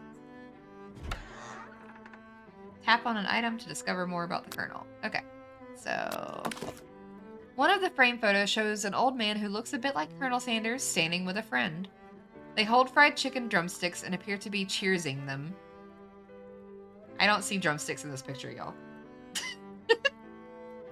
You look closely and see that there's a short inscription. I wonder who my friend Pete is. A scented candle. You pick it up and try to identify the smell. Power tool? Freshly starched collar? Piece of wood floating in a lake. Summer of '69. Me and my guys from school had a band and we tried real hard. Jimmy quit, Jody got married. Should've known we never get far. And when I look back now, summer seems to last forever. Okay, I'm sorry. No, it's one of the secret recipe ingredients. It's, oh, look, another redacted one. Okay.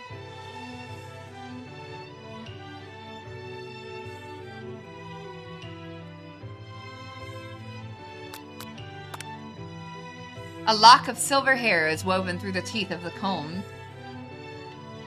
Upon further inspection, you realize that the hair therein isn't just silvery in color, it's actually made of spun silver. Chicken. You notice a very realistic stuffed chicken sitting on the corner table. When you pick it up, you realize it isn't just realistic, it's real. Taxidermy. Must have been important to Colonel Sanders when it was alive. A little note clipped to the chicken's foot reads, "The true state bird of the great state of Kentucky." Alright. You gaze out the window across the vast lake and mountain range beyond. Just then, the ghost of Student pops up. Are you thinking about heading out into the world on a quest to avenge my death? Wait, what? I never even learned your name. Why would I avenge you? I could just tell you my name. Can't you see I'm in the middle of something? You open the window a crack and the ghost of Student is swept out with a breeze. Thank you for the glasses, Zero.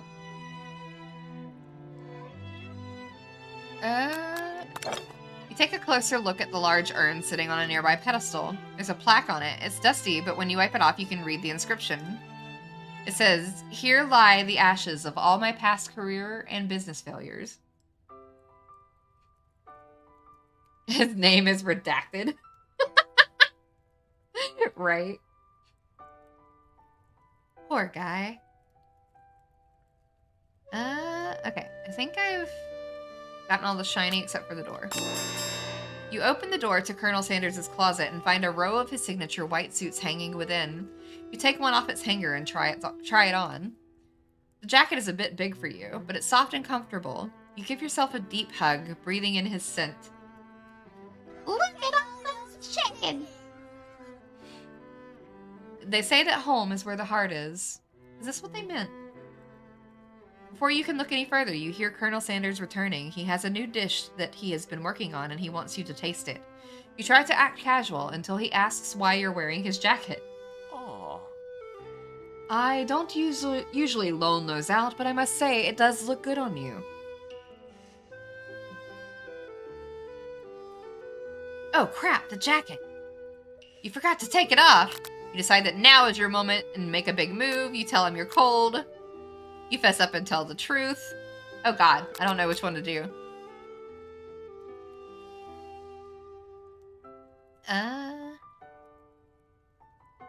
Should I make a big move? One? Okay, sure. Whoa, whoa, whoa, this isn't that kind of game. Colonel Sanders, give me your chicken, man.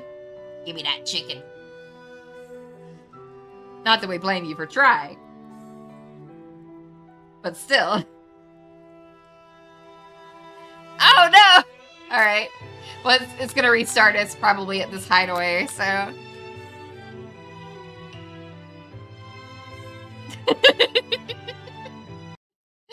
Alright. Oh god.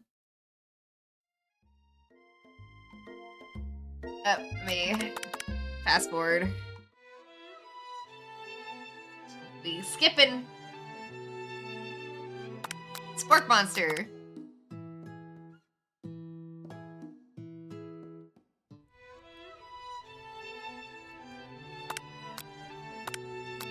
Reveal it. Alright.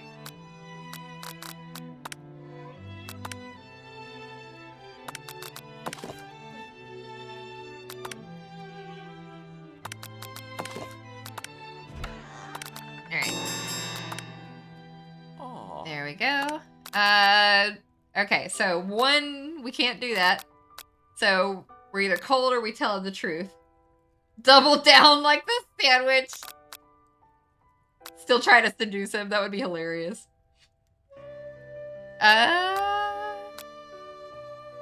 gonna tell him the truth. You confess. I think I've developed feelings for you. I might be developing feelings for you too, but I'm concerned. I can't let anything get in the way of my dreams. Overwhelmed, you take off the jacket and run for the door. But the thought of leaving the Colonel in the midst of such an emotional breakthrough gives you pause. You stop yourself. Colonel? Yes, Sonny.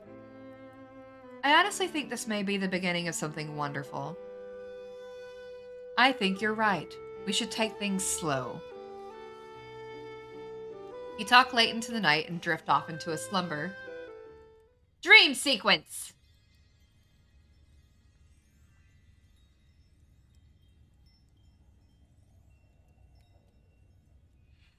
You awake to a beautiful morning in Colonel Sanders' hideaway. I slept over at Colonel Sanders' house. Let's go. Did you make the right decision on how to respond to Colonel Sanders? Only time will truly tell. Today is a day that could change the rest of your life. Your thoughts are interrupted when Colonel Sanders emerges into the room. He's holding a gorgeously plated breakfast, and your mouth waters at the sight of it. Here's a simple breakfast I just whipped up. It's meticulous. You taste Colonel Sanders' food, and it takes you on a journey. When you return, he's waiting to ask you an important question. So, would you say that we're the perfect match? How presumptuous. My cuisine, and your taste buds, that is. Such confidence, such grace. Could he be the world's greatest gift to cookery? Oh God, I could take him down a peg. I'll flatter him. I'll flatter him, sure. You know, I think we might make a great team.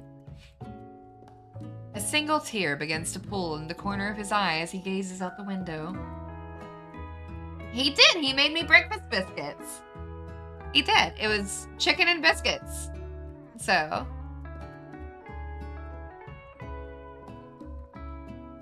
And with the right business partner, I know I can't fail.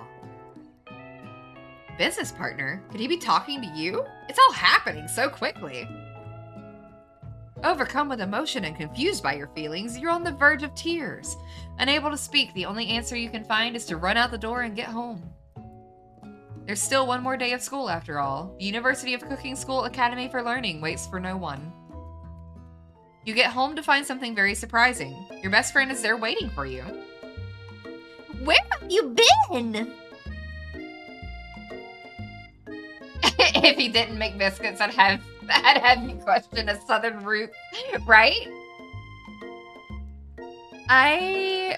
Because I had one heck of an... I've been desperate to talk to you about it, but I couldn't find you. I got worried that something had happened to you. It's okay. I was just... But now that it turns out you're fine, I'm fine to get you up to speed on the saga of Miriam.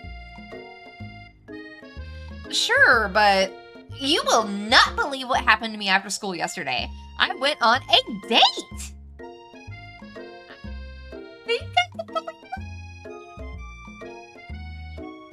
Since I partnered up with Pop, he asked me to go out with him. Of course I told him, you'd better harness those wild horses, young man. I'm not that kind of girl.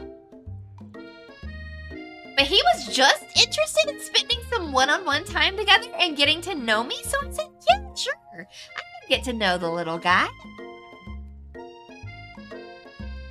Long story short, he took me to his favorite shush house, but things quickly spiraled out of control. The hell is a shush house? Did she just say shush house? As if that's a thing people say? What is that even referring to? And now I'm not really sure where we stand. You don't give Miriam time to tell her whole story, however. Bottling up the details of your own night is just too much to bear. And I went on a date too, back to Colonel Sanders' house where I spent the night with him. You what? Nothing happened, but the emotional connection, wowzers.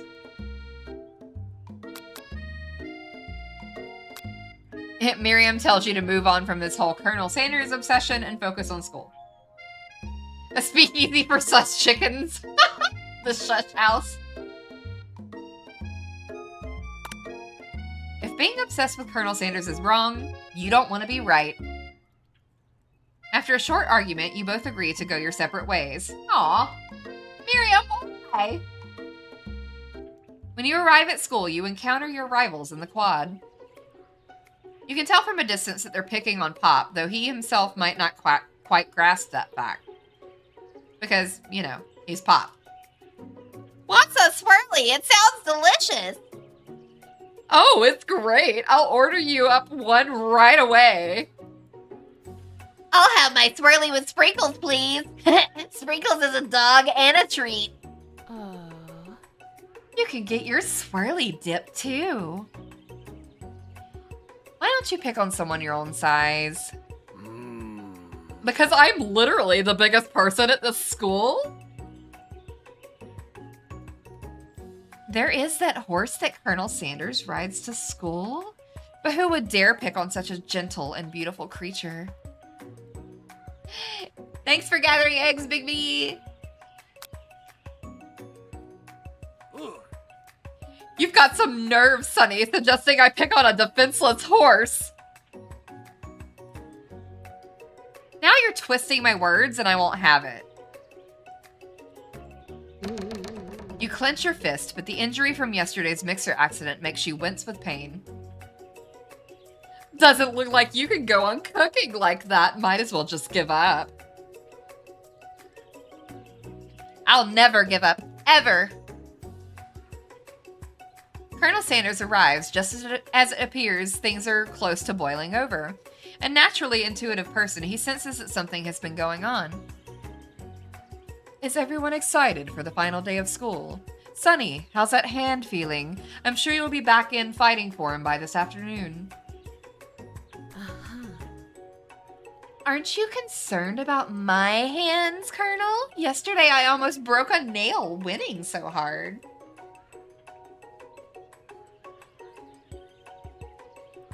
Technically, I don't believe a winner was decided, but your presentation was quite impressive. I'm feeling great. Thanks for asking, Colonel. What is he doing complimenting her?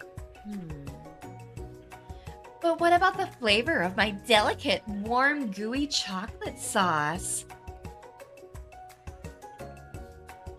It was clear that you're passionate about how your food is received. That's a lot of words to say it was bland. Excuse me, Sonny. I am more than capable enough to speak for myself. Maybe you could tell me more of your thoughts as we walk into class, Colonel. I'm always interested in discussing the fine art of fine foods. See you inside, Sonny.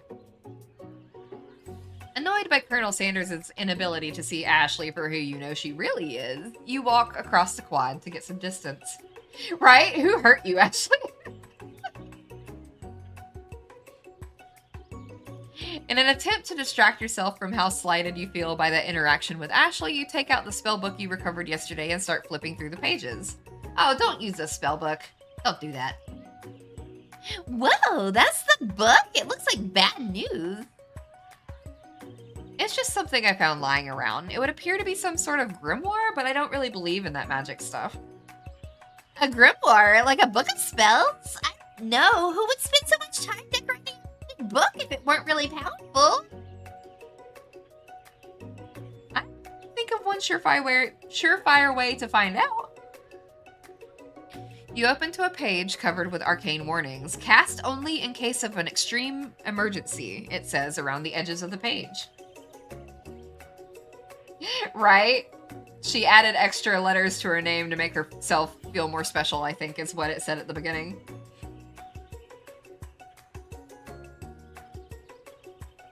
I could use this spell here that says it will erase anyone I choose from all of my memories. If I scrub out Colonel Sanders, it would probably help me focus better on the upcoming final exam. That's way drastic. Couldn't you do something else? Like anything else? Not rooted in dark magic? Maybe tie a string around your finger?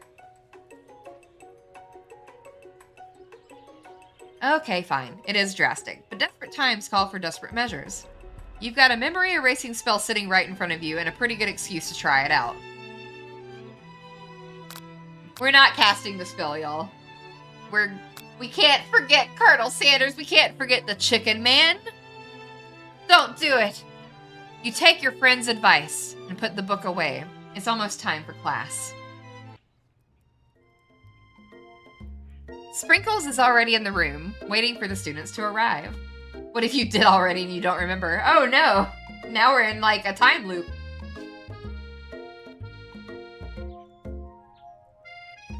He clears his voice to make a quick announcement. I want you all to know I feel something of a dog moment coming on, but I assure you it's nothing to be afraid of. His cute little nose scrunches up and he begins to breathe quickly. He must be hungry. Reach for some old homework to give him as a snack. Or dogs can be rather unpredictable, especially Sprinkles. Wait to see what happens. That's the second doubling down joke that's been made in chat tonight.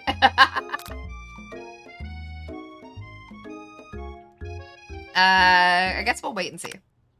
Sprinkles stops in his tracks. He focuses in on the window. The room is deadly silent. When you follow his gaze, you see a tiny orange squirrel perched on the cherry tree outside. Sprinkles turns feral and runs to the window of the classroom. He begins barking uncontrollably at the squirrels outside. Terrence! I told you not to come back here, Terrence! I will destroy you, Terrence! Oh my god! I love this!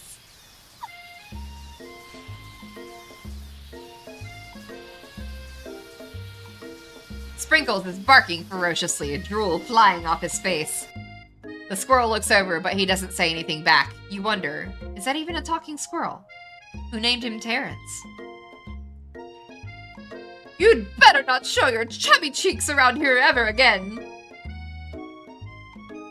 After Sprinkles is satisfied that his presence has been felt not only by Terrence, but any other squirrel in hearing distance, he returns to his professional tone. I apologize for the outburst. This actually brings up an important point. Thank you, Sunny, for reminding me to dole out this indispensable bit of wisdom, you see. But before he can go any further, Miriam's love drama spills over into the class. Sprinkles is interrupted by sad whimpering coming from the back of the room. Thanks for after class! But I miss you! We went on one date, Pop, and you miss me when I'm right here! Pop's voice quivers as he pleads his case to Miriam. Every time I blink, you go away again! That's a really cute thing to say. Miriam, what happened between you and Pop? I got her in trouble, and now she's mad at me. I didn't just get in trouble. I got yelled at by Pop's mother, who blames me for getting him banned from every museum we set foot in. Oh, so that's what you meant by shush house. Pop, we went on one date. We're over. And it meant so much to me that I made this for you. Too hurt to go on arguing, Pop leaves his, creation behind and runs out of the room.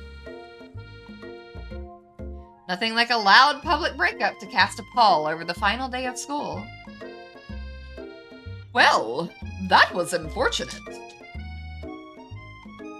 But we mustn't be distracted from what lies ahead. The final competition showdown challenge exam. I'm still working on the title, but I think you get it. Test time approaches. See you all in the arena. But before you can think about your upcoming competition, there's a very beautiful soul nearby in need of a pep talk. Hey, Miriam, are you okay? Okay? I'm so mad I could smash a tiny mug, spilling several droplets of hot cocoa all over the floor. How could he embarrass me in class like that in front of everyone?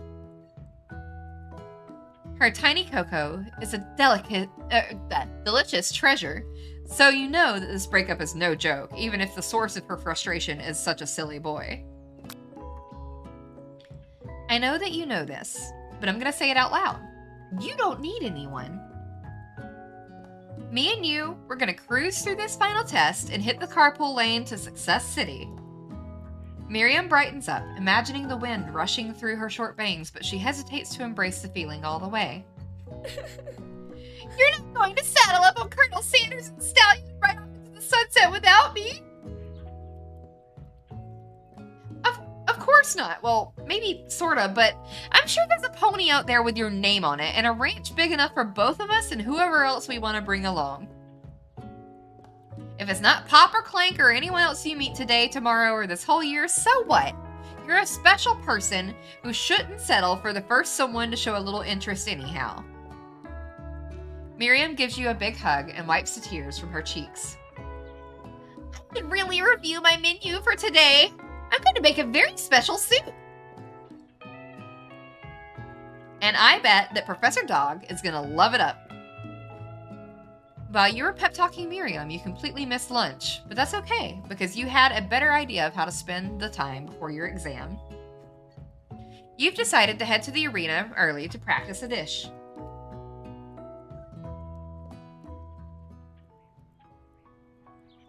This is it, the location of your final challenge. A test of will, a test of courage, a test of talent. And a chance to beat the pants off of Van Van the supposed man-man and his eviler counterpart, Ashley. As planned, you begin to run through a quick test of a recipe you've been working on, Sunny's famous chicken pot pie. Speaking of chicken pot pie, I have one in the freezer. Ooh, that might be good for later. Anyway, got distracted. Let's go. After practicing for months, making this dish comes second nature to you, and you're able to quickly get a fresh pot pie in the oven. But as soon as you do, your cram session is interrupted by Colonel Sanders. Sunny, what are you doing here? There's still time before the final exam. Oh, just taking it all in. I'm big into visualizing success. I'm looking at my station and picturing victory. Chicken pot pie. The pot pie has begun to bake, and the smell is slowly filling the space around you.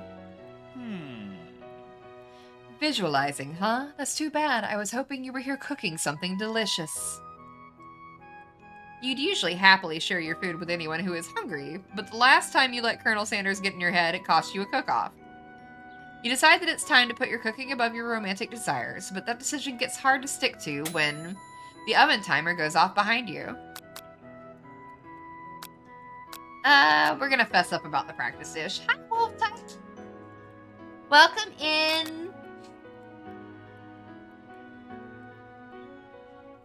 We're gonna fess up. Okay, you got me. I'm doing a little bit more than visualizing. I know, my nose can smell a pot pie from 400 yards. That's a long way to smell a pot pie. That's an oddly specific distance, but you'd expect nothing less from such an oddly specific man. You knew it was a pot pie just from the smell.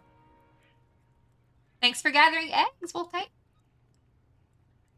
Not just a pot pie, but a chicken pot pie with an all-butter crust. Yeah, I wonder if he floats when he smells pie, right?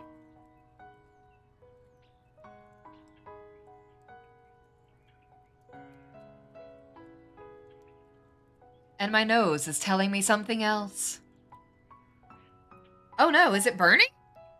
Ah, no, I can smell that it was made with a heaping helping of TLC. But it'll probably start burning any second if you don't pull it out. The moment of truth. Wow. Look at that product placement. Delicious. It's the best pot pie I've ever tasted. I've always loved country cooking, and I could eat this all day. There's no time left. The final showdown is about to begin. Sprinkles lays down the ground rules. There are no rules. That is, except to cook with everything you've got. You step up for the cook-off of a lifetime. You decide that mac and cheese plus the pot pie you've been practicing are just the dishes that'll push you over the edge to victory. Hell yeah, mac and cheese. Let's go. Meanwhile, both Van Van and Ashley are prepping wildly elaborate dishes per their usual over-the-top selves. Miriam has her giant magnifying glass and several sets of tweezers. She's definitely prepared to go big, going small. Colonel Sanders seems to be harnessing his 11 herbs and spices, but he's trying to find a way to improve on something perfect, his original recipe fried chicken. The intensity in the room starts at a full 10 out of 10 with a frenzy of action. Everyone is calling out really cool special cooking moves as they prepare their food. Wow, this is getting serious. Colonel Sanders batters his chicken as it levitates through the air. Egg whoosh! Miriam furiously injects ingredients into an itty-bitty pot of broth. Best friend, faster blaster! Van flexes his pectorals as he chops open a sea urchin. Let's rock and ride! Ashley scoops her pastries off the tray with lightning speed. Shallow personality spatula! Even Clint gets in on it. 5-dial pressure point chicken cooking technique. Wait, when did Clink learn to speak English? It's the singularity as was foretold. We mustn't let it happen or the appliance uprising will take us all. Self-destruct. Van quickly unplugs Clank and rolls him out the back door of the arena. As you frantically prepare your dish, you notice Ashley has her spellbook out. Is she going to use some dark magic to turn the tide? You've got a book of your own and you're desperate not to see her win another battle. Should you take this opportunity to fight magic with magic, even if it's almost certainly evil magic? Cast a spell or do it the hard way? We're gonna do it the hard way. We're not gonna use magic. Heck no. Who needs magic when you've got passion? I'm going to do it the hard way. Colonel Sanders sees that you've chosen to win on your own terms, and he gives you a subtle wink from across the room. I believe in you, Sonny. Miriam notices too. Aww. And I've always believed in you, Sonny, since we were little kids, because I'm your best friend forever. You turn to notice that Miriam is at your station, cheering for you. Miriam, what about your dish? If you're here cheering, who is cooking? Time food, short cook time. Already actually done, so oh.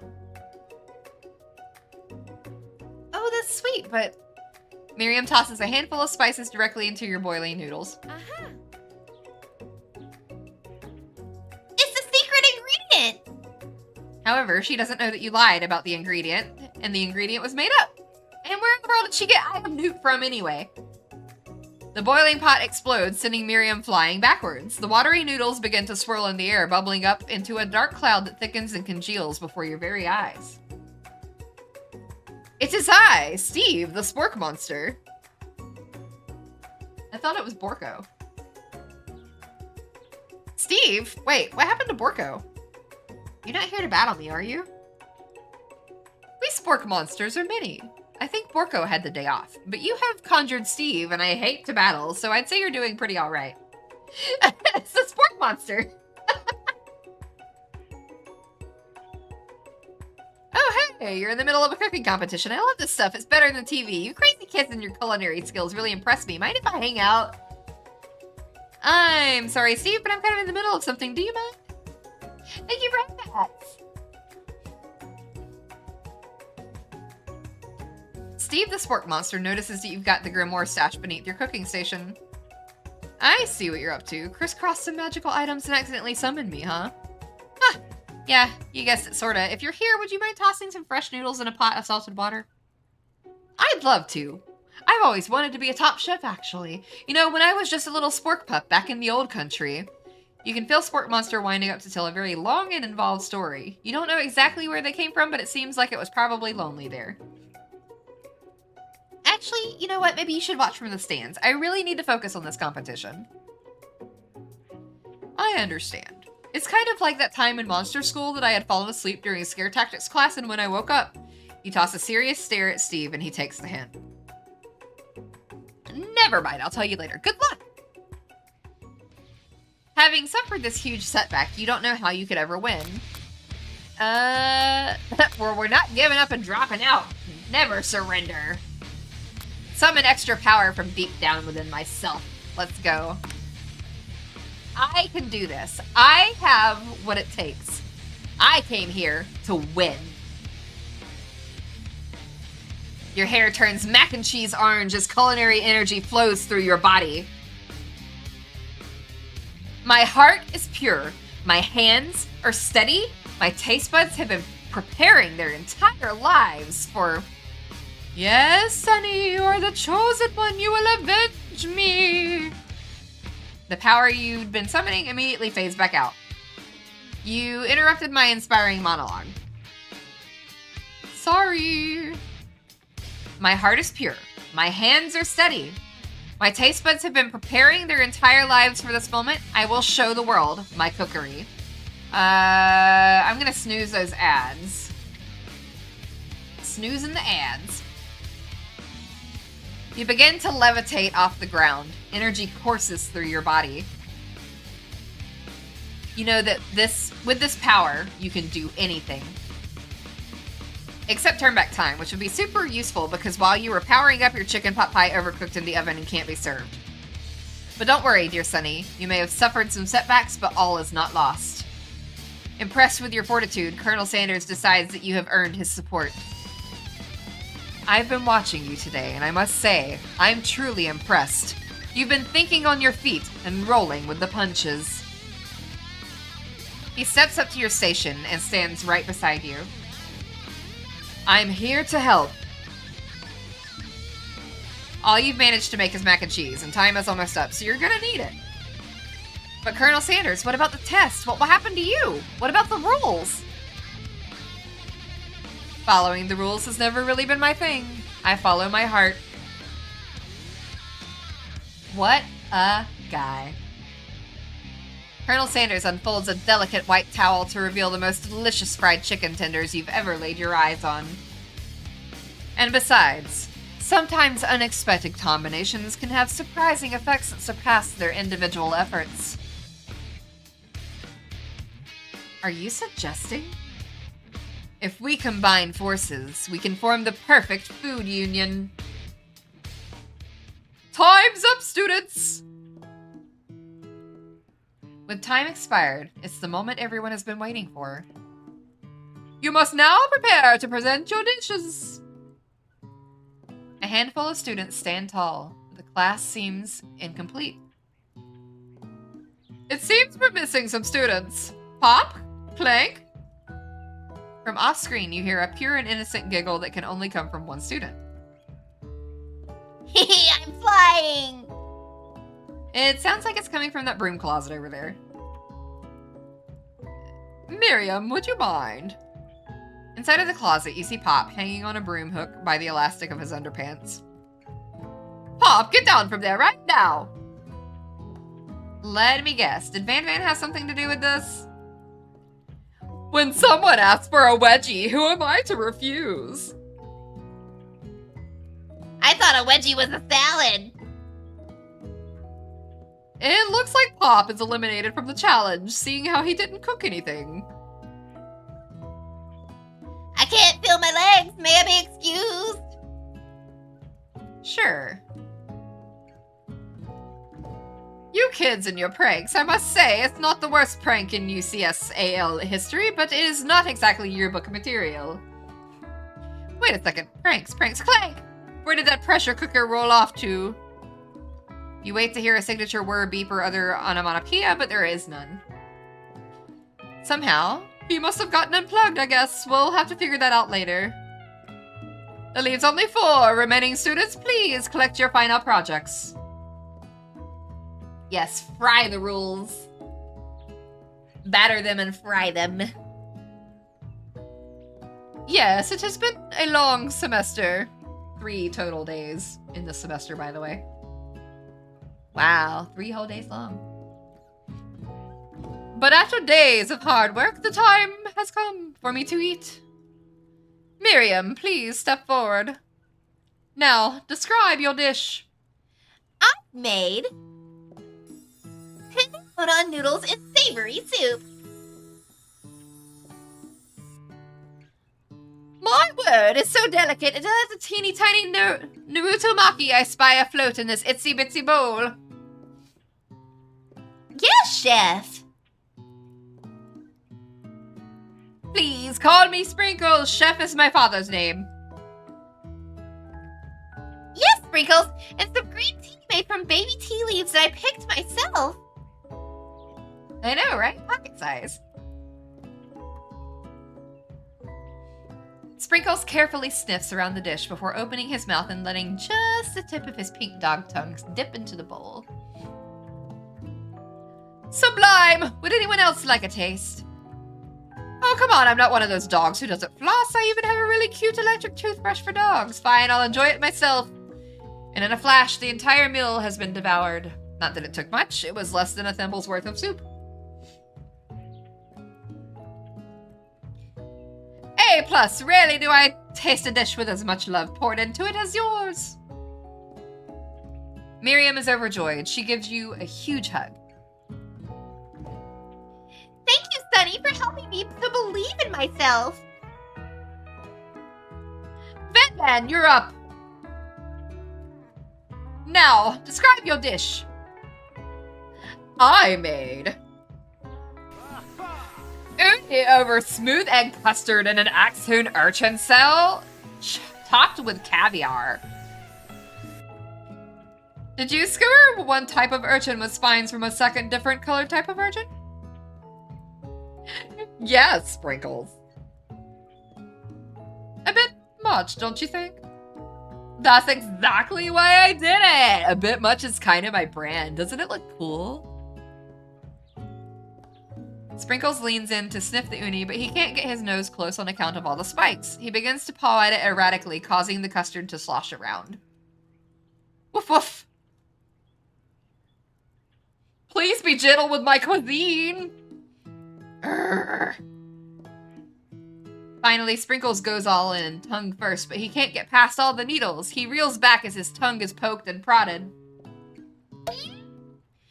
Oh, my tongue! The professor appears to be having an allergic reaction to the sting. I can't eat this. It keeps poking my tongue. Disqualified. A stunning turn of events. Who would have thought that serving food in a bowl made of needles could make it difficult to eat? Dejected, Van does not go gentle into the night. Disqualified? For glamour?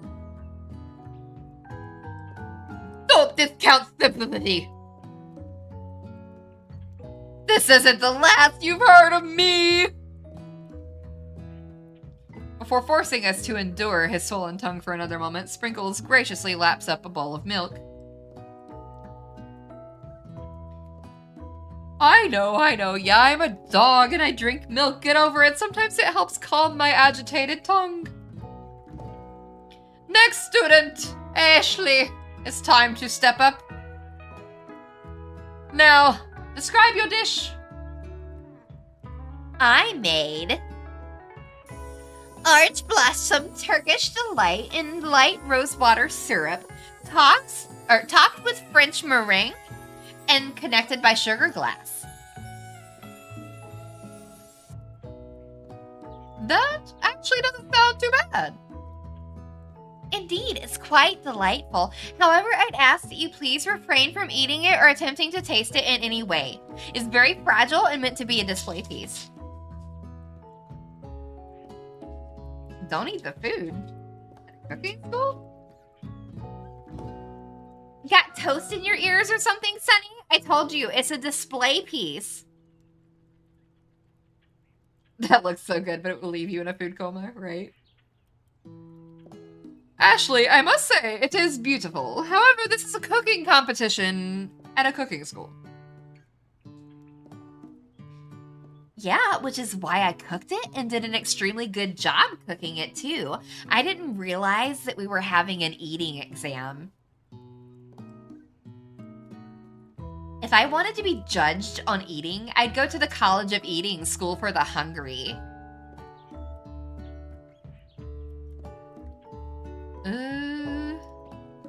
I suppose you could smell it if you absolutely insisted, but don't breathe too hard. You might disrupt the sugar spiral. If the food cannot be eaten, it cannot be judged. She's gonna eat those words in a bit, right? You are disqualified! Rage overtakes Ashley, and she finally cannot keep her two-faced routine up. You wouldn't know high-end cuisine if it cooked you. And with that, Ashley storms off to rededicate herself to being the best, but this time without being shackled by trying to be fake nice and liked by everyone. This isn't the last you've heard of me either. If this class gets much smaller, I'll be teaching myself. You and Colonel Sanders, the final cooks, step up together. 2 chefs! What began as a bowl of delicious mac and cheese has become something else. He examines it closely, sniffing and eyeing the bowl. Oh. We're in ads. I didn't hit snooze in time. I will wait for ads to end before I continue. BRB, y'all. I'm gonna take Puppy out.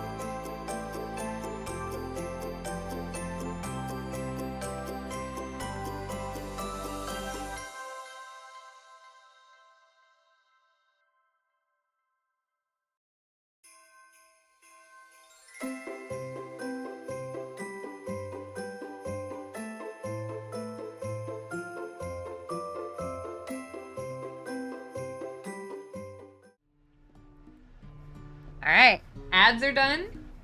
Ads are done. We are back, and we're gonna stare at this bowl of chicken and mac and cheese again. Right? He examines it closely, sniffing and eyeing the bowl. Uh-oh. I don't have a good feeling about this. From somewhere in the room, a literal drum roll plays. Oh, I got a nice egg. Heck yeah. Just when I thought I'd seen everything in this kitchen, you give me this thing.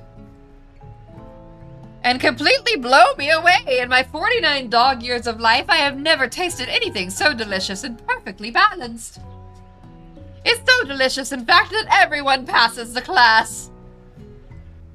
You pass, and you pass, and you get a pass. Everyone gathers around and partakes of the mac and cheese bowl.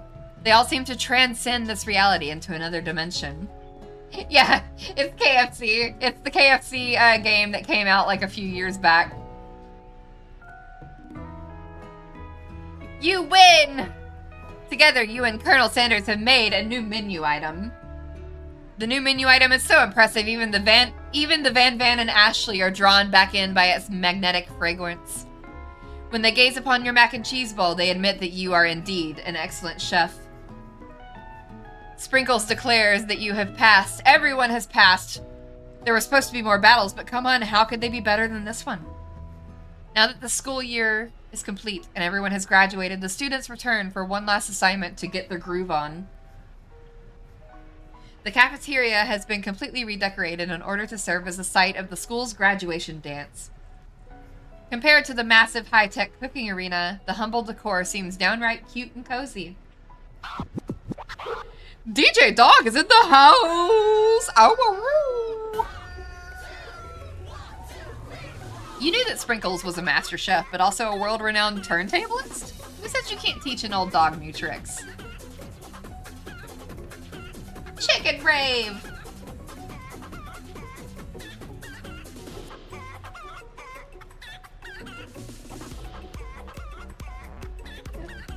Van and Ashley tell everyone that they've committed themselves to righting the wrongs they did while they were the villains. Those are some very short shorts. Look at those short shorts. Look at those short shorts. For a moment, you actually believe them. Not another haunting. No ghosts allowed at graduation. It's clearly written in the school's bylaws. I was never actually a ghost. It was all a trick to get you to finally notice me. Oh, amusing. And now that everyone is together... It's the Spork Monster. He is totally mellowed out. Ashley got some thighs, right? Everyone, the Spork Monster is no more. From here out, I prefer that everyone refer to me by my new name, Party Monster.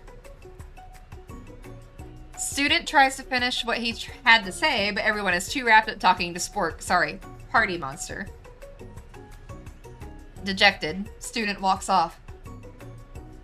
Maybe things didn't work out for Miriam romantically, but she found love in her cooking, and you know she's gonna do great. A red carpet rolls out across the floor of the ballroom. It's like a Hollywood movie premiere. Who could command such an entrance? It's Pop! He's arrived late to the dance, but apparently for good reason. Walking the carpet, you see perched atop his dirty chef's hat a crown? Welcome back, Pop! Hey, thank you for the sub, Big B.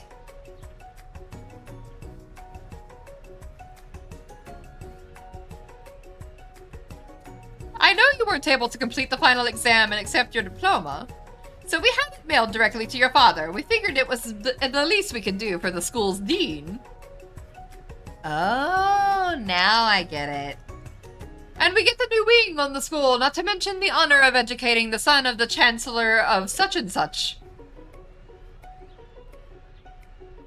Miriam, will you be my lady king?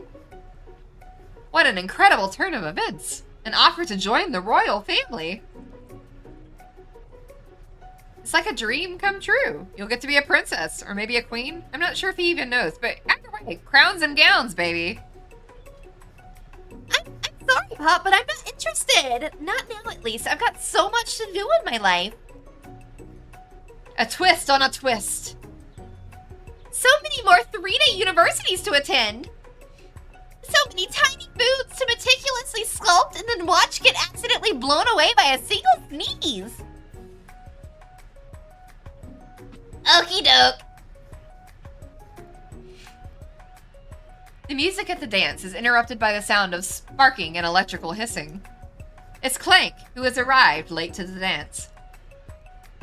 Now that I have graduated, I can reveal my truth.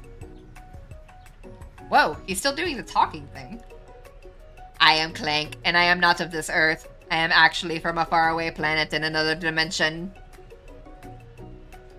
What? What?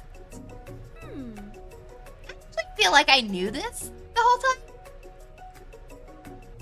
Now that I have learned the ways of your kind, I must return. A portal opens up and Clank disappears through it. Finally, Colonel Sanders arrives.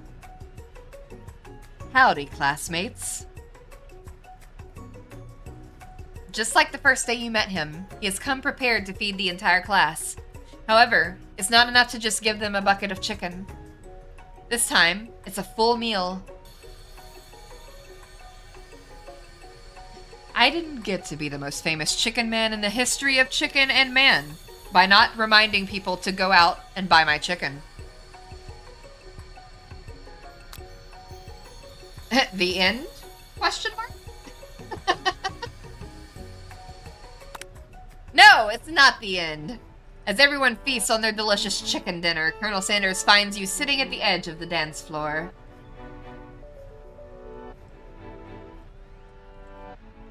Sunny, what are you doing sitting all alone? Oh, you know, just waiting for the right person to ask me to dance. I wonder, might you tell me what are the qualities that you would expect to find in such a lucky person? Off the top of my head, I don't know, a spicy musk, a tidy goatee, and a degree from the University of Cooking School Academy for Learning, just to name a few.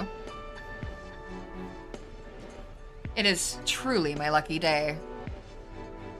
Would you dance with me? Yes, I would love to. As you glide across the dance floor, hand in hand with Colonel Sanders, the future stretches out in front of you. And once my 100th franchise is up and running, I'll be ready to take a day off, and I'll be so glad to spend it together with you, Sunny. How sweet! We'll work together and play together. Colonel Sanders stops dead in his tracks. Work together? Well, I think this is something I'll just need to do by myself. But who will help you run your restaurants?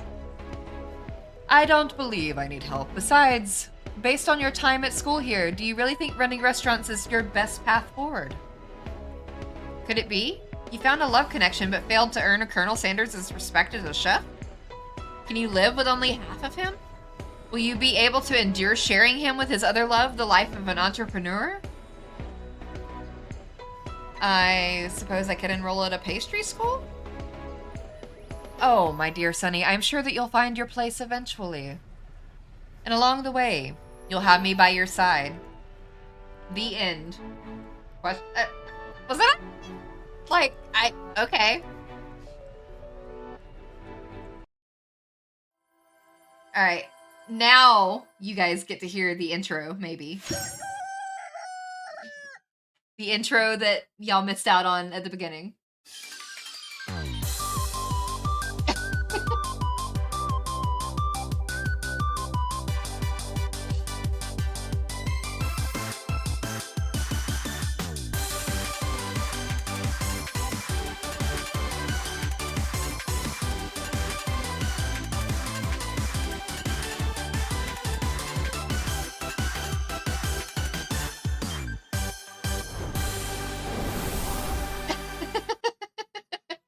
Heck yeah.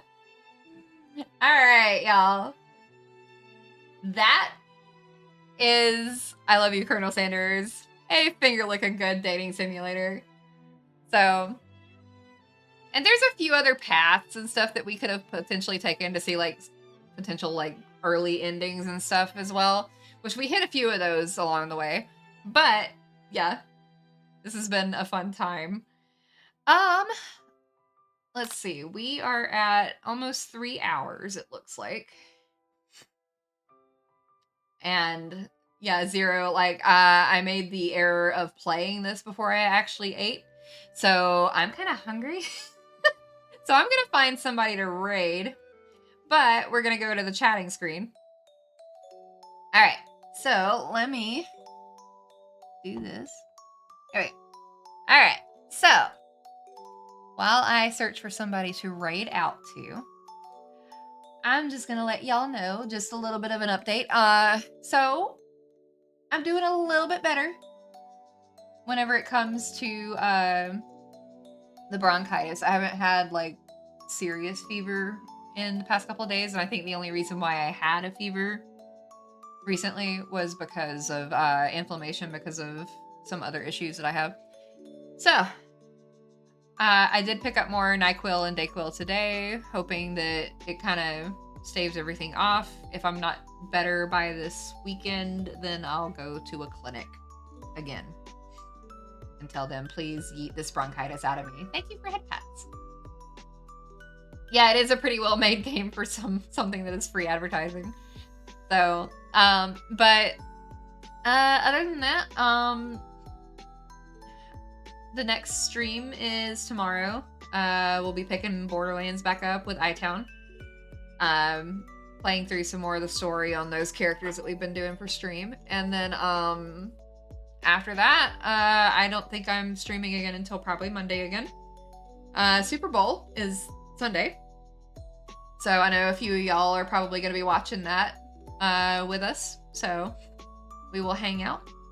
May the NyQuil give me relief and sleep. Yes. But thanks everybody for hanging out. We're going to see who's online. Yeah. No, I had a lot of fun with this stream. So, like I said, I've played this before, but it's been several years since I've done it. So, let's see. You know what? Zerk is doing art. He's been up for 3 hours though. So let me see.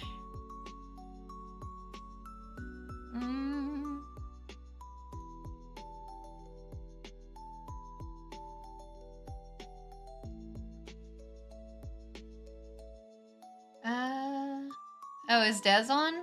Hold on, let me look. Where's Dez? There's Dez. Yep, okay. Yep, she just started, looks like. So, we're gonna raid Dez. So, thanks everybody for stopping by again. We're gonna drop y'all off over at Desi's stream.